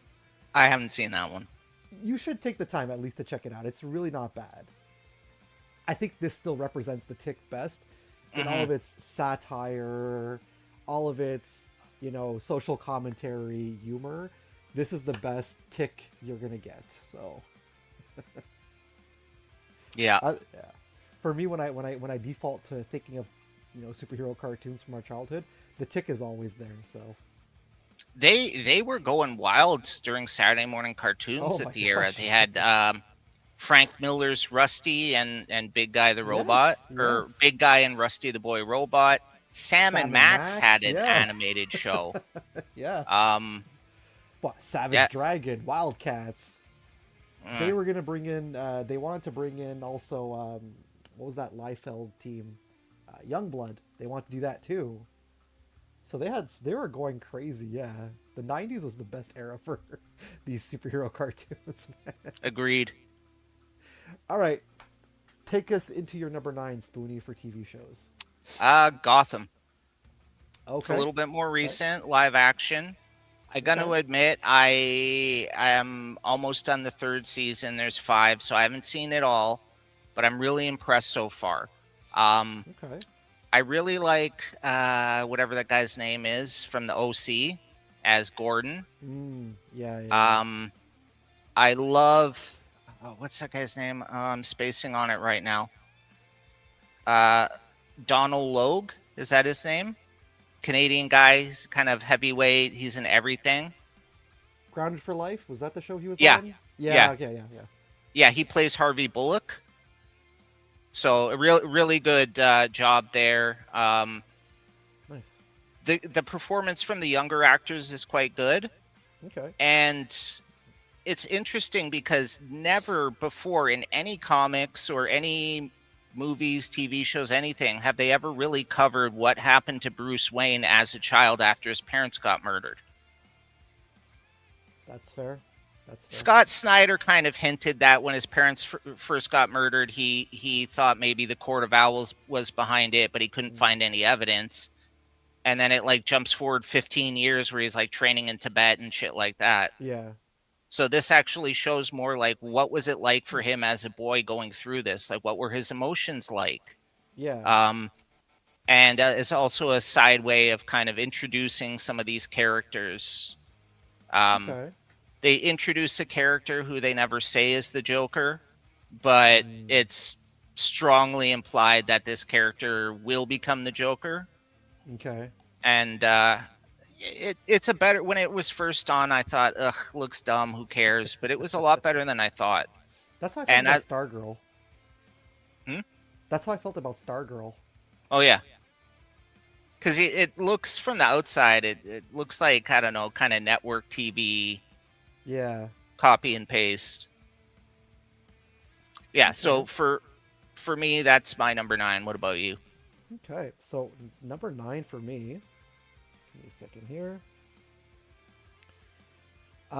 I can't have one without the other. So Yep. the Netflix Daredevil, but also Daredevil Born Again. I know season 2 just started, and I watched the first episode. I loved it. I also loved the first season, or continuation, I guess, fourth season. Of I don't know.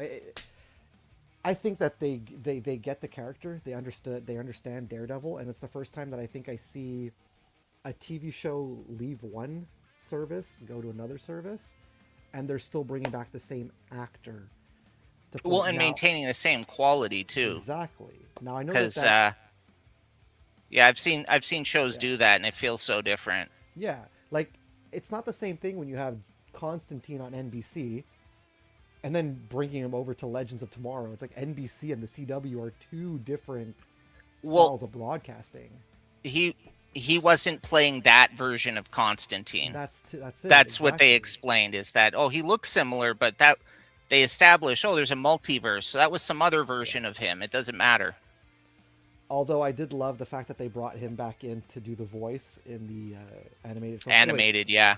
Charlie Cox for me, when I think of Daredevil, I don't think of Ben Affleck. I think of Charlie Cox. He I don't is think anybody fantastic. does. No, and no, honestly, if you really want to watch a fantastic, amazing Marvel MCU TV series, Daredevil, uh, Well, except for the one, except for my number 8, I think is a little bit of a top notch better, but we'll get to that when we get after we hear what your number 8 is. well, I wanted to ask you, maybe this is your number 8. What do you think about how they handled the Punisher on the Netflix? So is that your number 8? No, Okay. no, I'm just wondering, because obviously that was a big deal. They brought in the Punisher. You know what? Um, Might as well do it right now. My number 8, yeah, John Bernthal made me like him. I never liked this actor. I always thought he had this arrogant look about him as an actor. I didn't like him as Shane in The Walking Dead because I you're was not rooting for. supposed to, though, right? No, that's it, right? I was rooting for the downfall of Shane. But even in everything else that I saw him in, he always came off as like a douchey asshole.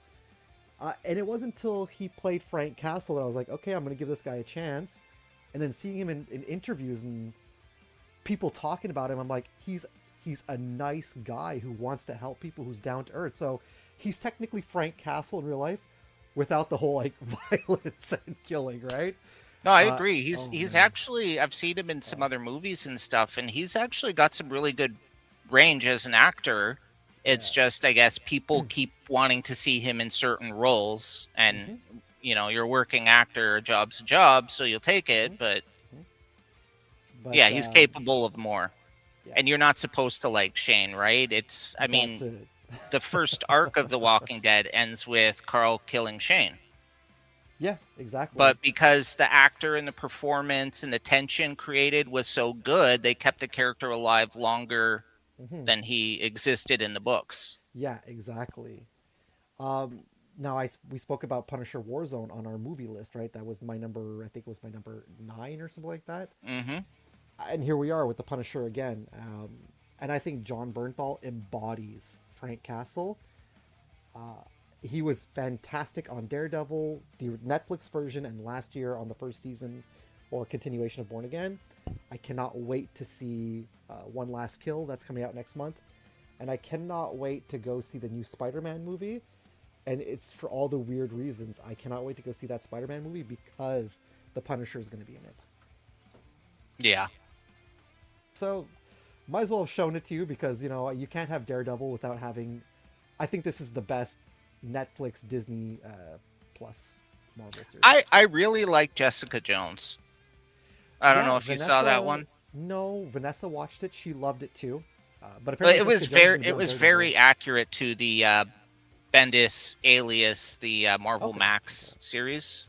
I was always been curious because I love David Tennant. He's my favorite Doctor, and he played was it the Purple Oh, Man he on is that so show? creepy in that role. That's what everyone It's says. great. Yeah.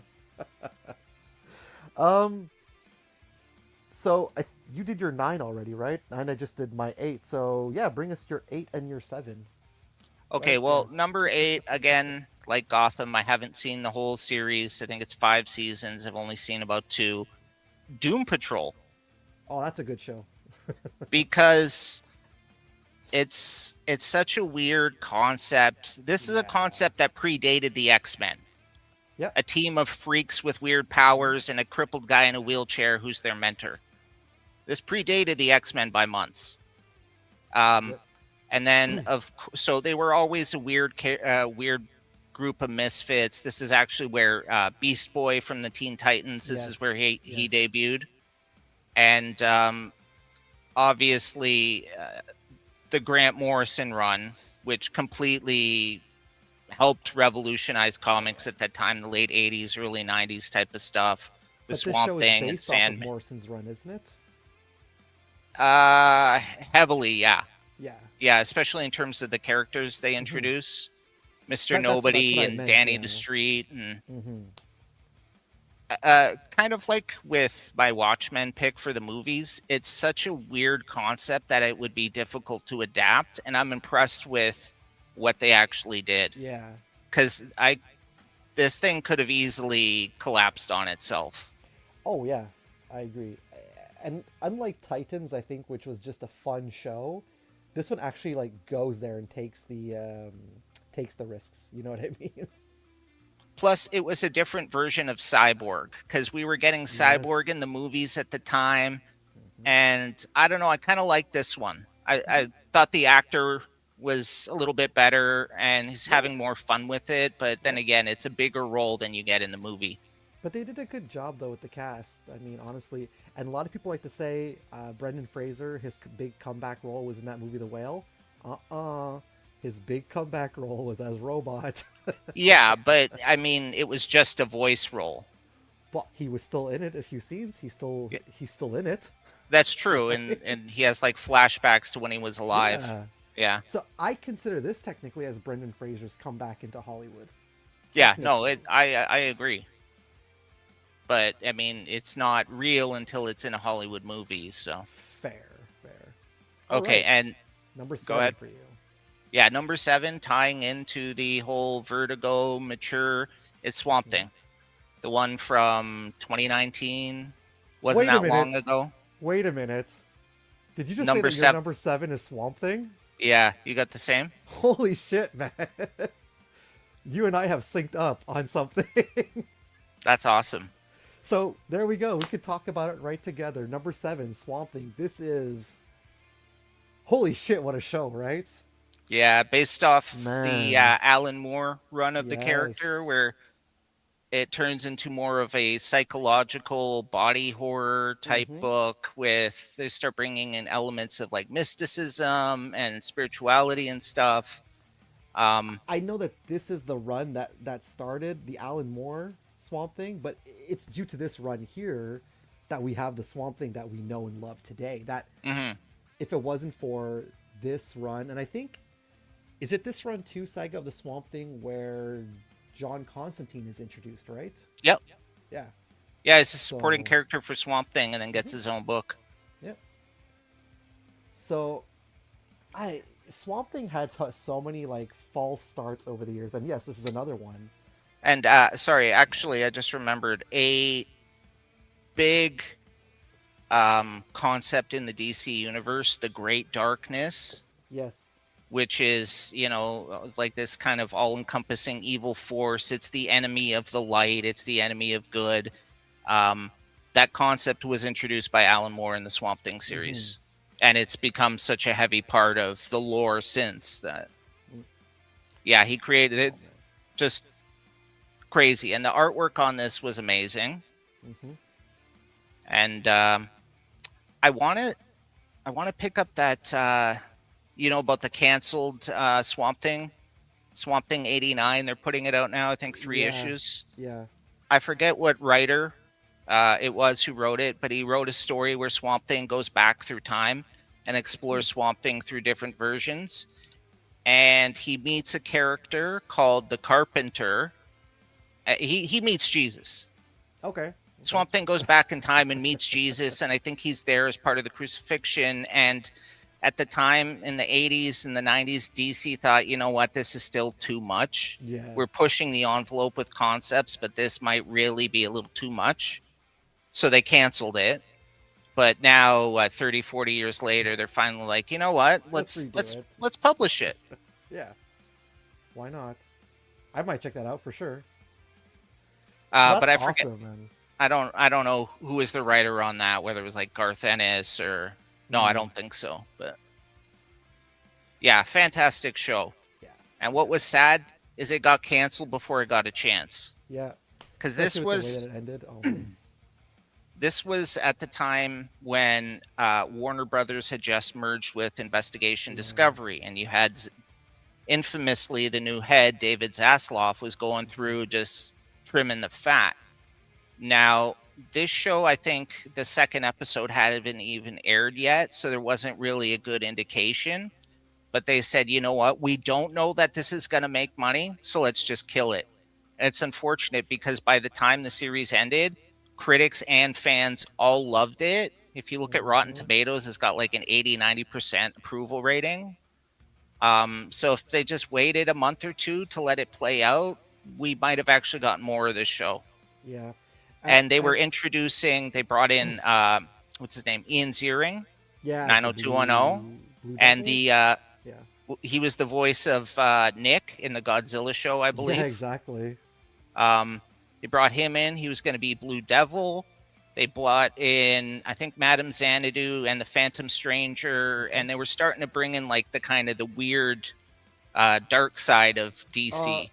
what's his name? I forget the name of the doctor. Jason something who becomes Floronic Man. Yeah, Jason Woodrue. Thank you. That's there we go. So they had the potential, and of course you have Abby Arcane, Anton Arcane could have come in. You know what I mean? Like they had so much potential with doing the series, and plus James Wan was producing it, and you Yeah, take James Wan, you give him Aquaman, okay, fine, but you take James Wan, you give him a horror property, he's gonna this is the excel. guy. This is the guy who co-created Saw. This is Yeah, the guy exactly. responsible for the Conjuring universe.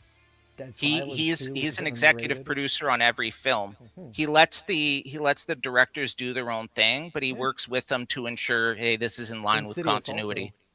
Yeah, So the guy knows horror. This, anyways, I'm sad and I'm very salty that this show ended. yeah.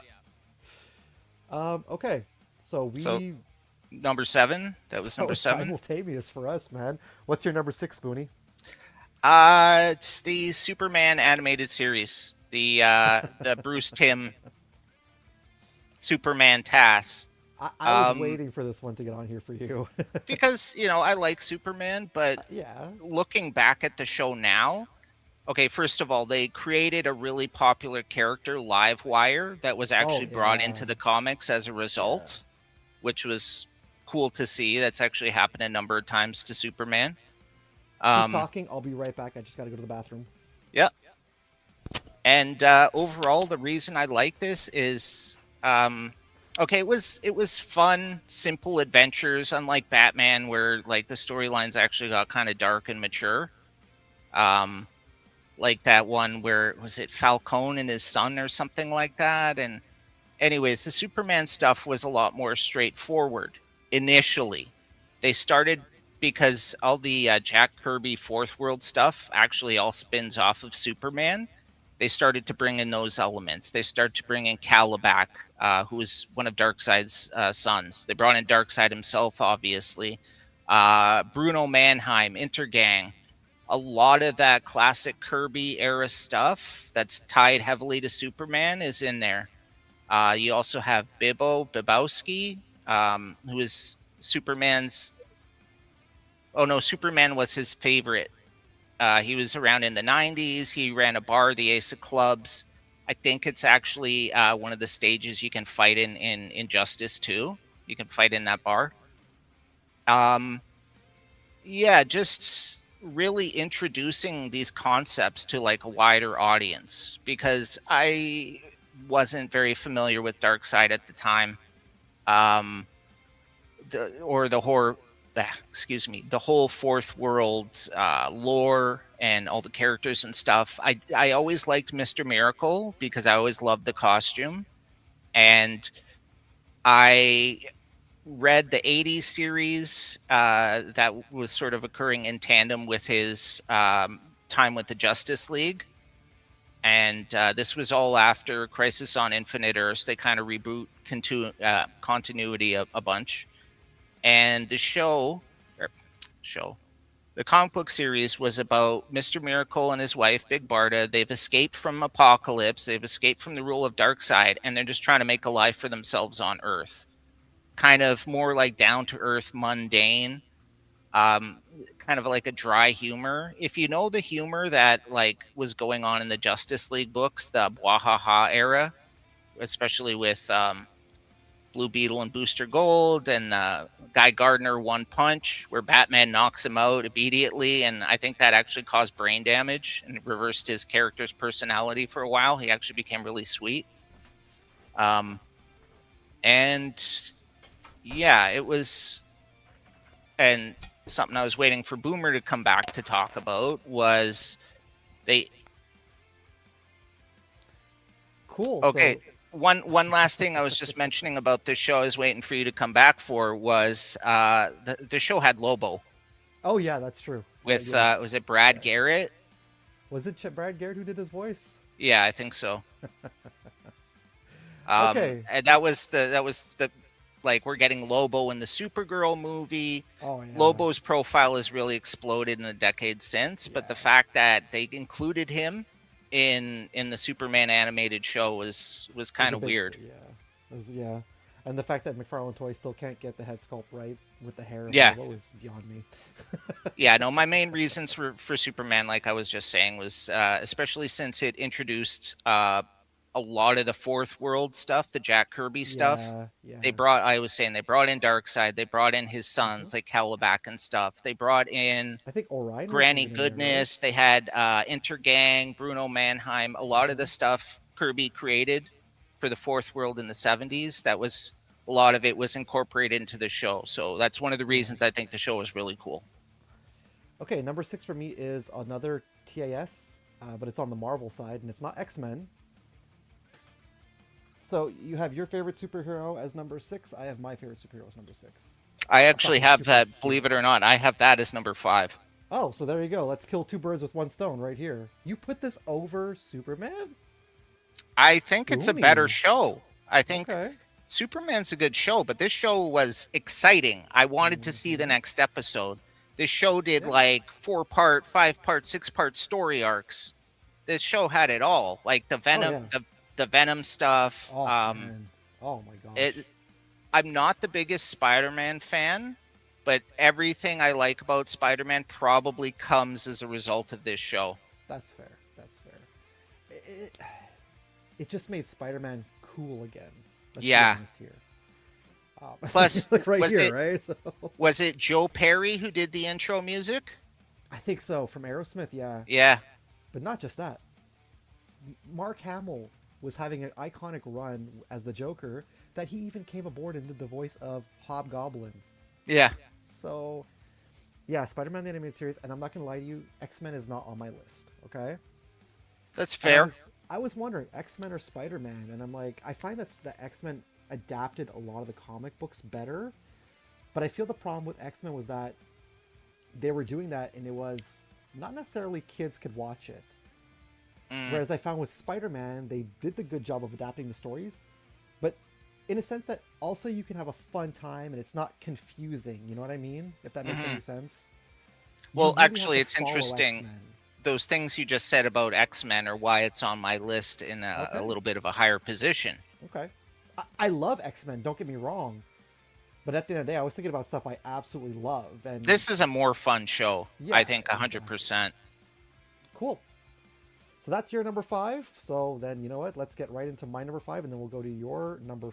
Yeah, man, we're making leeway with our list, guys. Do you want to just rapid fire our characters after? We don't have to do any visual presentation. Just rapid Yeah, fire. sure. So number 5, I have a Batman show on my list. It's the only Batman show on my list, and Spoonie, you're probably gonna be there like, but why? I like What it. is It's it? my list. So at number 5, Hmm. I know you're It's probably I, thinking to I yourself, like the why? show. I just didn't like the interpretation of the Joker. I like the tone of the show. I saw was it a movie where he fights Dracula? Um, it was a good show, but considering this was the follow up to Batman the Animated Series, one of the most legendary shows of all Mhm. time, I don't think it was ever going to satisfy. This is completely for a different audience. Oh yeah. Oh yeah. And when it first came out, I didn't like it, but then I watched it again later on, and I'm like, yeah, actually, I can appreciate this a lot for what they're I doing. yeah, I like it because it's a different style, it's a different tone. I mean, look, they brought Black Mask into this show. Hmm. Anybody who could bring Black Mask into Batman, you right there, you've got my attention. The other thing too is, I'm so sorry, not just to you, Spoonie, and those who are probably watching in the after. I love Batman animated series, but I find it so overhyped, and I find it so overrated That's that fair. that's why I didn't put it on my list. But I like the Batman, and I thought that the Joker's look was unique. You don't know who he is, what his story is. He's just this weird, creepy thing, and I think that's kind of like what also Greg Capullo and Scott Snyder were going with their Joker. He's just a Hmm. weird, creepy person or thing, whatever he is. So that's my number five. Five, yeah, that's my number five, the Batman, and I'm actually currently rewatching it and I'm enjoying it. So I also like the fact that they took the risk instead of putting in Harvey Dent as Two Face. Instead, they brought in a new character, Ethan, his friend, the cop, Hmm. who becomes Clayface. So I thought that was a unique little twist. Did it add anything to the story? I don't think it did very much, but I thought it was cool because you had that conflict already in Batman the Animated Series with Harvey Dent. So it was kind of neat to see a different. Although I will say I did not like the look of the Riddler, but I love that Robert Englund did the voice of the Riddler. So yeah, the characters' designs were unique. They were cool looking for me. So yeah, I know I'm one of the few who like the Batman. I know. There you go. That's my number five. Take us into your number four, Spoonie. It's Justice League Unlimited. Great show. It was the follow-up show to Justice League. Yeah.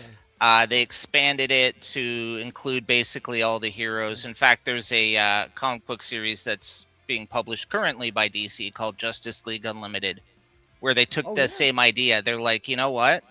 If you're a superhero, you're part of the Justice League. Come Well, that hang makes out at sense our though. Hall of Heroes or whatever. So they expanded it. They started to put in. They got Wildcat. They started to put in a little more unknown characters. Hmm. And I love the fact that one of the main characters of the show was the Question, and he was just thinking everything's a conspiracy. He Yeah. was. It was great. I really like that on the show, and I like that they focused on not just the core seven that you always see here. Yeah. And also, if I'm not mistaken, they changed Supergirl's outfit towards the end of the show. I think it was Hmm. around Michael Turner's passing, and they changed it to Michael Turner's design of her outfit as an Yeah, homage, which I thought was awesome. Oh man, I want to go back and watch this show now. Like Justice League was great, but Justice League Unlimited, yeah, it was so fun. Ah, great choice, man. Great selection for number four. Number four for me is a tie. Again, same characters, but I just didn't know which one to put in the fourth spot. So number four for me, I have the 2003 version and the 2012 version. I know 1987 is missing, but that's because the only good season was the first season, the 5 episodes. yeah. And don't get me wrong, I have the complete series of the 80s, and I love that show. But if you really want to watch a show that tells the Ninja Turtle story the best, 2003 really adapts the comic books. Like, if you're a fan of the comic books, watch 2003. It's That's perfect. probably the I think is the best one. Like I'm Yes. always gonna Oh, love yes. the '80s because I grew up with that. Hmm. But in terms of like an actual show, I think the this one was probably the best. Oh, yeah. And the 2003 series is literally what got me back into being a Turtles fan. And then 2012, my cousin told me about it. He's like, yeah, there's a new 2012 show. And I was like, all right. And I didn't watch it until I started buying DVDs, which I sent you one in the package. I hope you get the chance to watch it because that's a really fun DVD set. But I like that this one here, 2012, homages the 80s show, homages the 2003 show, but also homages the movies and homages the comic books. And they do it in a way that's like, still, adults can watch it too. Not just kids, but adults can watch it and still be like, this is a fun turtle show. I So got to yeah, admit, with that one, the art style really didn't work for me when I that's first fair. saw it when it first came out. But when I did actually manage to see some of it, I was surprised how much I liked it. Yeah. The only thing that I don't like about this show is that it has my second least favorite iteration of Casey Jones in the 2012 series. Mm. My least favorite Casey Jones was The Rise of the Turtles, which they did that movie, and I was like, okay, he's from the future. Don't like that. Um, but this Casey Jones is a teenager, uh, so I didn't really like that too much. But then again, I guess it makes sense because they were kind of making them all teenagers in this show. So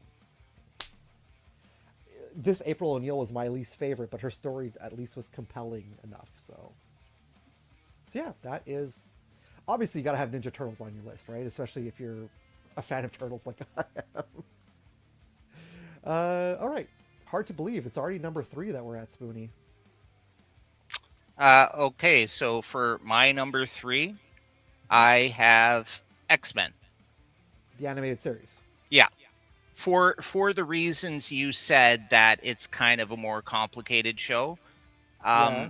The show got me into X-Men in a big way, and you're a kid and you watch this and it's like it's kind of entertaining and stuff, but going back watching it as an adult, it's like, my god, it's mature.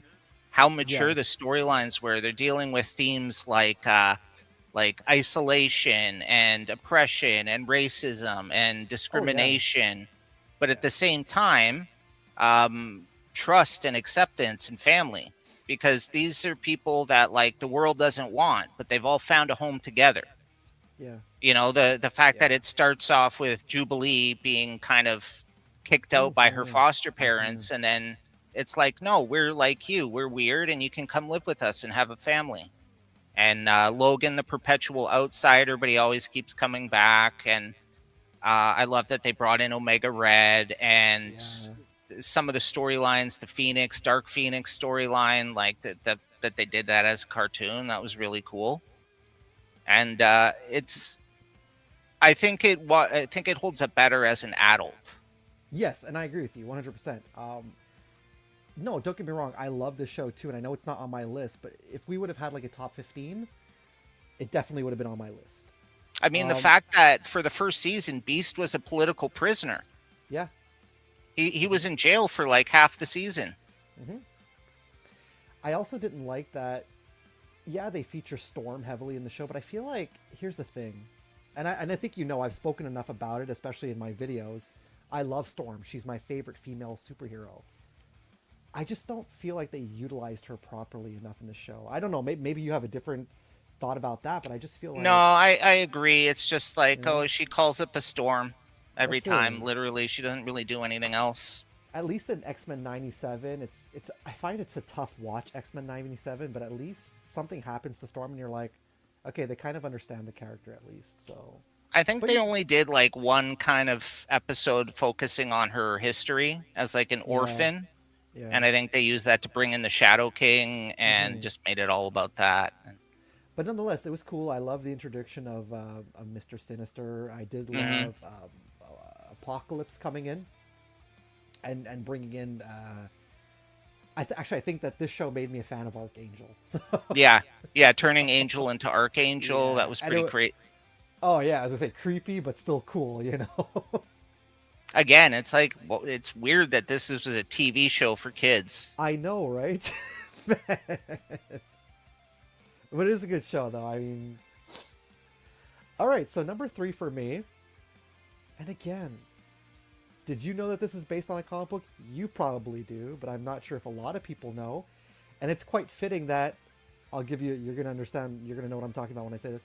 It's quite fitting that Shudder released the trailer for this yesterday.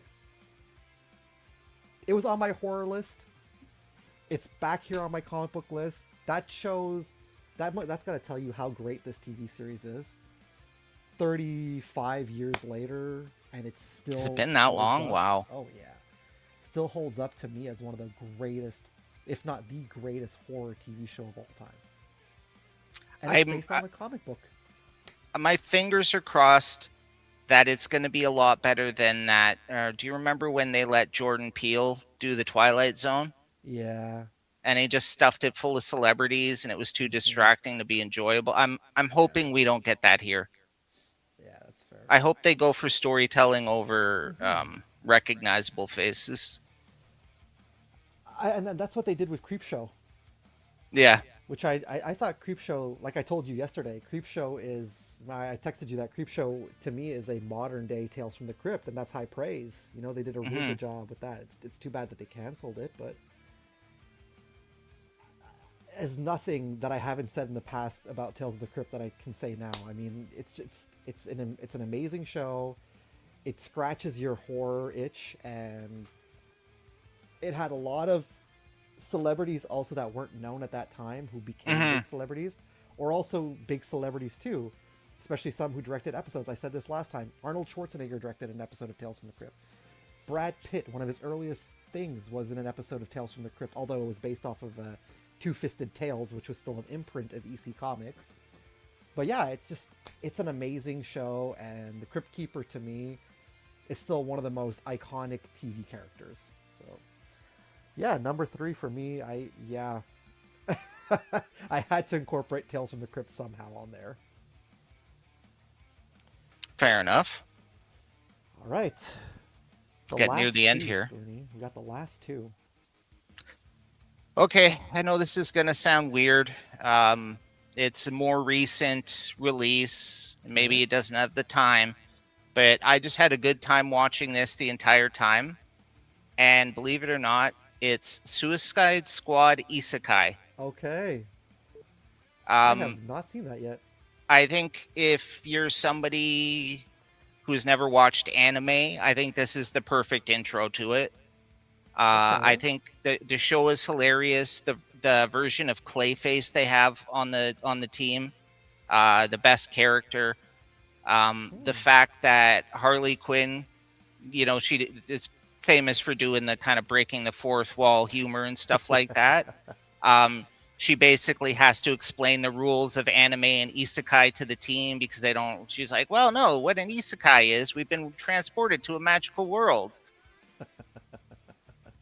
And so Nice. yeah, the lineup there, you've got obviously Peacemaker, that's Clayface there, who's Okay. wearing like the white suit, Harley Quinn, Harley, Deadshot, and then King King Shark. Shark. Nice. Okay. I should probably give that a try. It's not very long. I can't remember how many episodes. It's Okay. really short, and like I said, it's a fun show. It could be a good introduction to anime for people who maybe haven't seen it or kind of on the edge. Okay. It does maintain the kind of humor that the Suicide Squad has had recently, a little bit darker and stuff like that. Okay. And I don't know. I would love to see more of it. And at the very end of this series, Harley Quinn again is breaking the fourth wall, talking about maybe you should pester the studio if you want to see more of our adventures. She kind of does that too in Harley Quinn, the TV show, right? Yeah. All right. Well, my Again, number two. is it the perfect show? No. Some of the other shows we both mentioned are better, Yeah, but well, just like I said, in terms of but it's your enjoyment, list, man. It's your list. It's what you enjoyed, yeah. right? Like you were saying. Well, And my number two. Sorry, go yeah, on, go ahead. go on, go on. No, no, go on, go No, on. I was just gonna say, like with some of the other lists we've done, depending on the mood and what's going on, these numbers might shift up and Yeah, down. exactly. And I'm surprised that this is not my number one. You would be surprised, right? Because I already told Turtles, and obviously you know who I love, and I've showed you them on the wall before. You would be surprised that this is not number one, but my number two is HBO Spawn. I love this show. I love this show. I have always loved this show. They nailed the tone. Yeah. Like I remember this coming out, and I remember being like, "Wow, I didn't know cartoons could get so dark. I didn't know you Yes. could have adult cartoons." To me, this is X Men the animated series, but for a mature audience, right? Because it's got that same style of animation and it's got that same grittiness that you need to follow. And this, it's apples and oranges, right? When it comes to Spawn the movie and Spawn the cartoon, this is just a masterclass, and they understood that character. And I think Todd McFarlane, he was more involved in the movie, but you could tell he was very involved because I mean they include Billy Kincaid in this show. You know what Yeah, I the mean? For ice cream example, truck killer, right? yeah, that's something they didn't do in the movie. That's not. I think you wouldn't you want to market this as an action movie, right? So, but this, yeah, this was just a great cartoon, and again, it's one of those things that still holds up today. You know, um, does it leave us desiring more Spawn? Of course it does, but I don't know. I think this is such a great show, and yeah, not much more I could say. Okay, so that's your number two. That's my number two. So, what is your number one, Spoonie? I know this might sound weird. It is Batman, but Okay. it's not Batman the animated series. Okay. It is Batman the Brave and the Bold Really? with Dietrich Bader as the voice of Batman. It's Seriously? just a fun show. Every episode is Batman teaming up with a different hero, solving a mystery. It's heavily influenced by the Silver Age, so it's Yeah. just kind of silly adventures. But I mean, a lot of episodes feature Plastic Man and him kind of mentoring because Yeah. they are going with the origin where Plastic Man was a villain. He was one of Kite Man's henchmen when he fell into this chemical thing and made him stretchy. And so a lot of the episodes with Batman feature him sort of mentoring Plastic Man because Plastic Man's trying to go good. But Hmm. they team him up with all kinds of other weird, obscure DC heroes like Bawana Beast Was and Blue Beetle in this one? yeah, the Okay, yeah. the Jaime Jaime, Reyes yeah. version. Yeah. See, this is Um your the Batman. like it like I said, the Silver Age tone is heavy throughout the show. Yeah. It's just kind of silly and fun. Yeah. Um but Okay. yeah, I mean the show featured Batmite. Oh yeah. They did an adaptation of the Emperor Joker storyline, which is actually a Superman storyline. What happens is the Joker tricks Mr. Mixlispic, yeah, or whatever the fuck.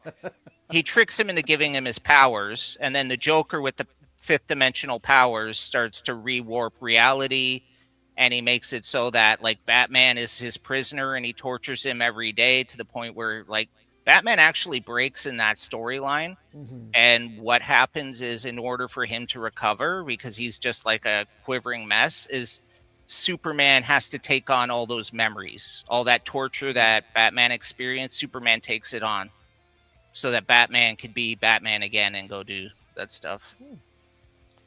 Okay. I don't know. So It's that's your number one. All right.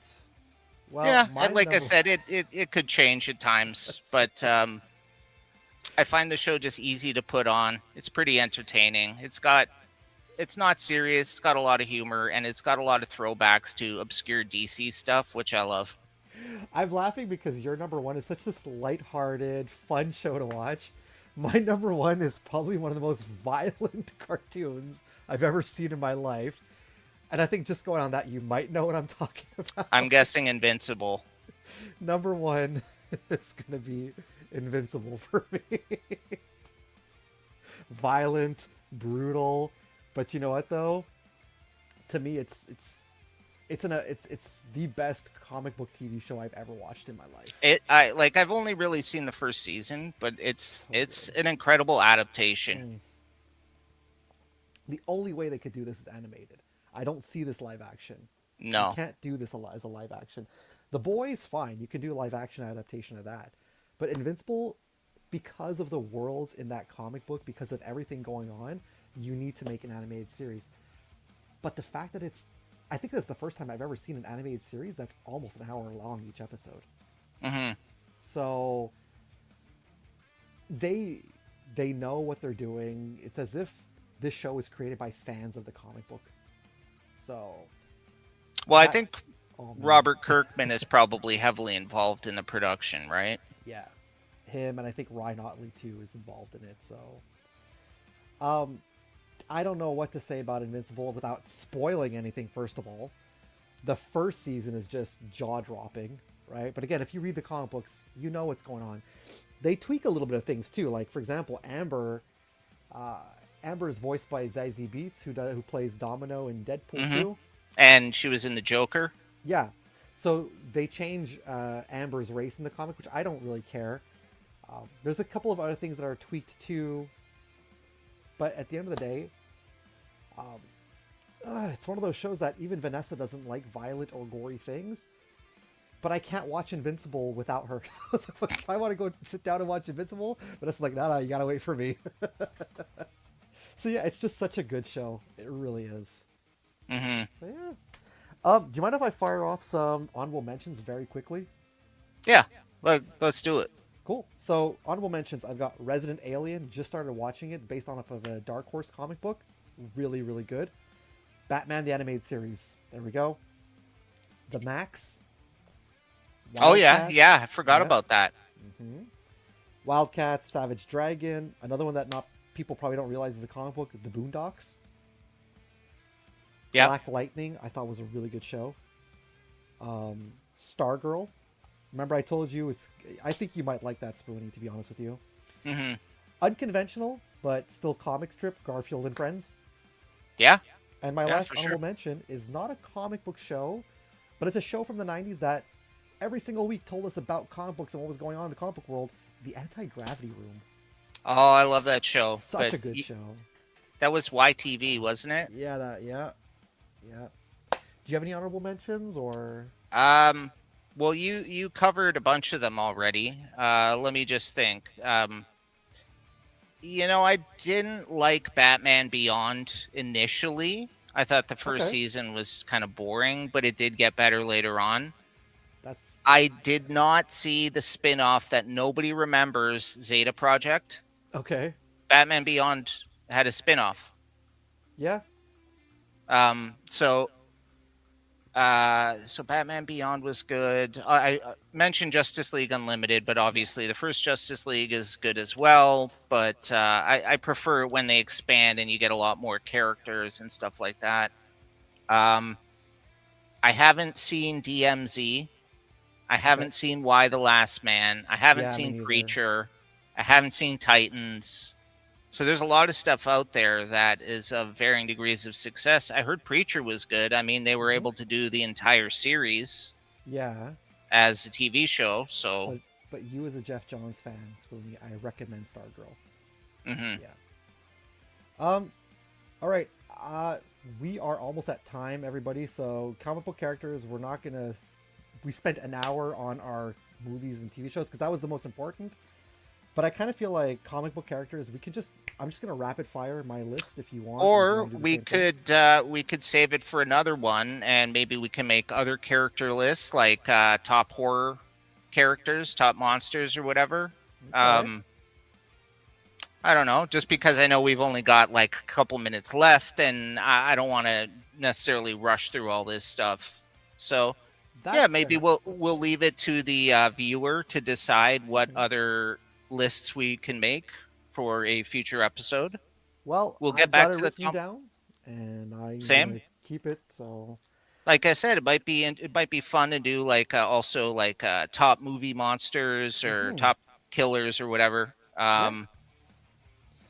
Hey, And look, the whatever else. summertime has always got some fun topics that we can always cover. We last year we did we covered in July we covered Superman and Fantastic Four, and then we did in August the movies coming out. But you never know. We could take July and August and do those kind of things again. Be a lot of fun. I definitely know that now Free Comic Book Day is going to be on May 2nd.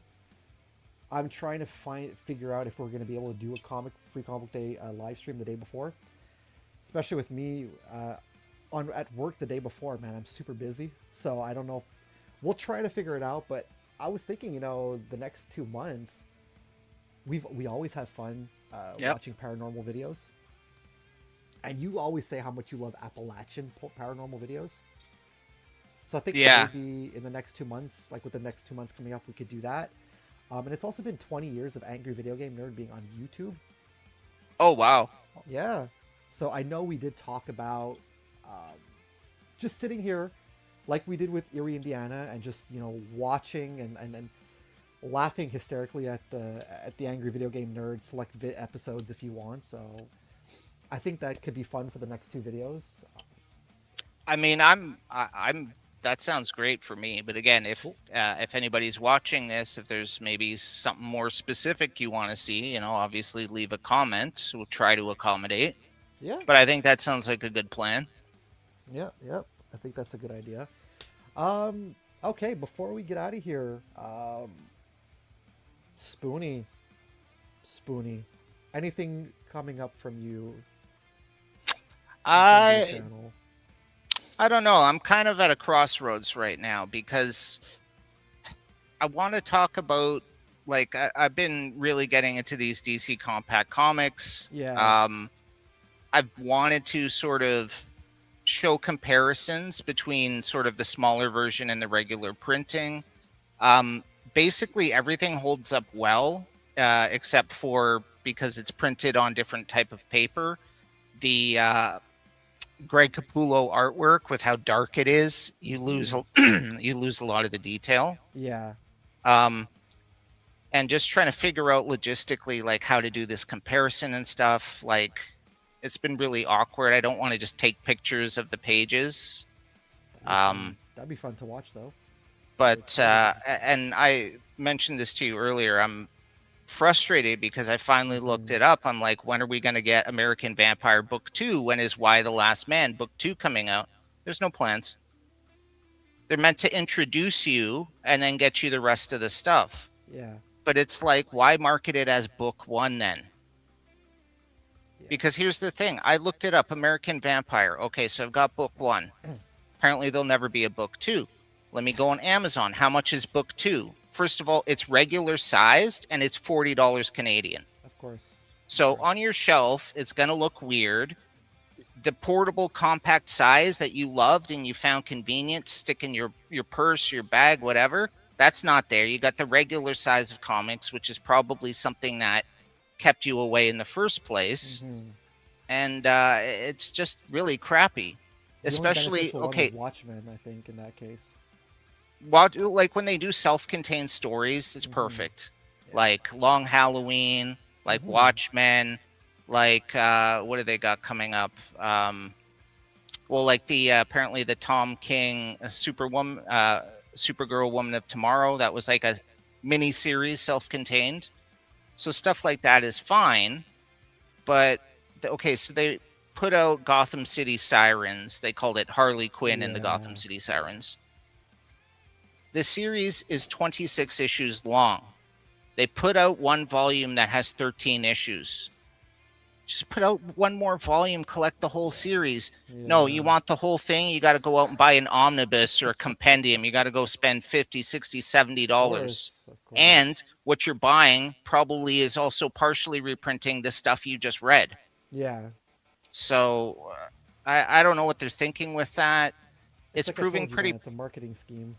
it's proving pretty popular. I'm Yeah. hoping that somewhere along the line they decide Yeah. to keep going. Like, why not just turn it into competition for manga? Oh yeah. 100%. 100%. Besides, it's not like there'd be a lot. You could cover all of American Vampire in like 3 or 4 volumes. You can cover all Why the Last Man within 4 or 5 volumes. You could. You It's can. not a huge like where No. you've got One Piece where there's like Oh 200 yeah. volumes or something. But even at that, you can cover uh, Alan Moore's Swamp Thing in like 2 3 volumes, man, instead No, of they're putting six. out. There's one coming out later this year, and then Okay. if you want to keep reading, you're gonna have to pay for the. I want to say expensive, but that stuff has never been cheap. I think they know what Mm. they've got with Alan Moore's Swamp Thing, and they like you I have have the to buy it first in a four box set, or you volumes. have to buy Yeah. it in an omnibus, or I've got the first four all volumes, I think, or 3 or 4 volumes in trade paperback, and I still have like 2 or 3 left to buy. And yeah, they're like $25 a book, but eventually I'm gonna bite the bullet because I want the full run, right? Yeah, there's only so many like, but they're expensive too sometimes. These books, like when you go look for the individuals. Anyway, yeah. So plus I'm somebody like if I'm putting these on a shelf, I want them to look as uniform as oh, possible. of I know course, that's of not course. possible with DC because they're always changing their logo on the Yeah, spine, whatever. yeah. But at least keep it the same size. Oh yeah, Having the first exactly. one being tiny and then every other thing being huge next to it, just Oh, DC, just like Free Comic Book Day, you had one job to do.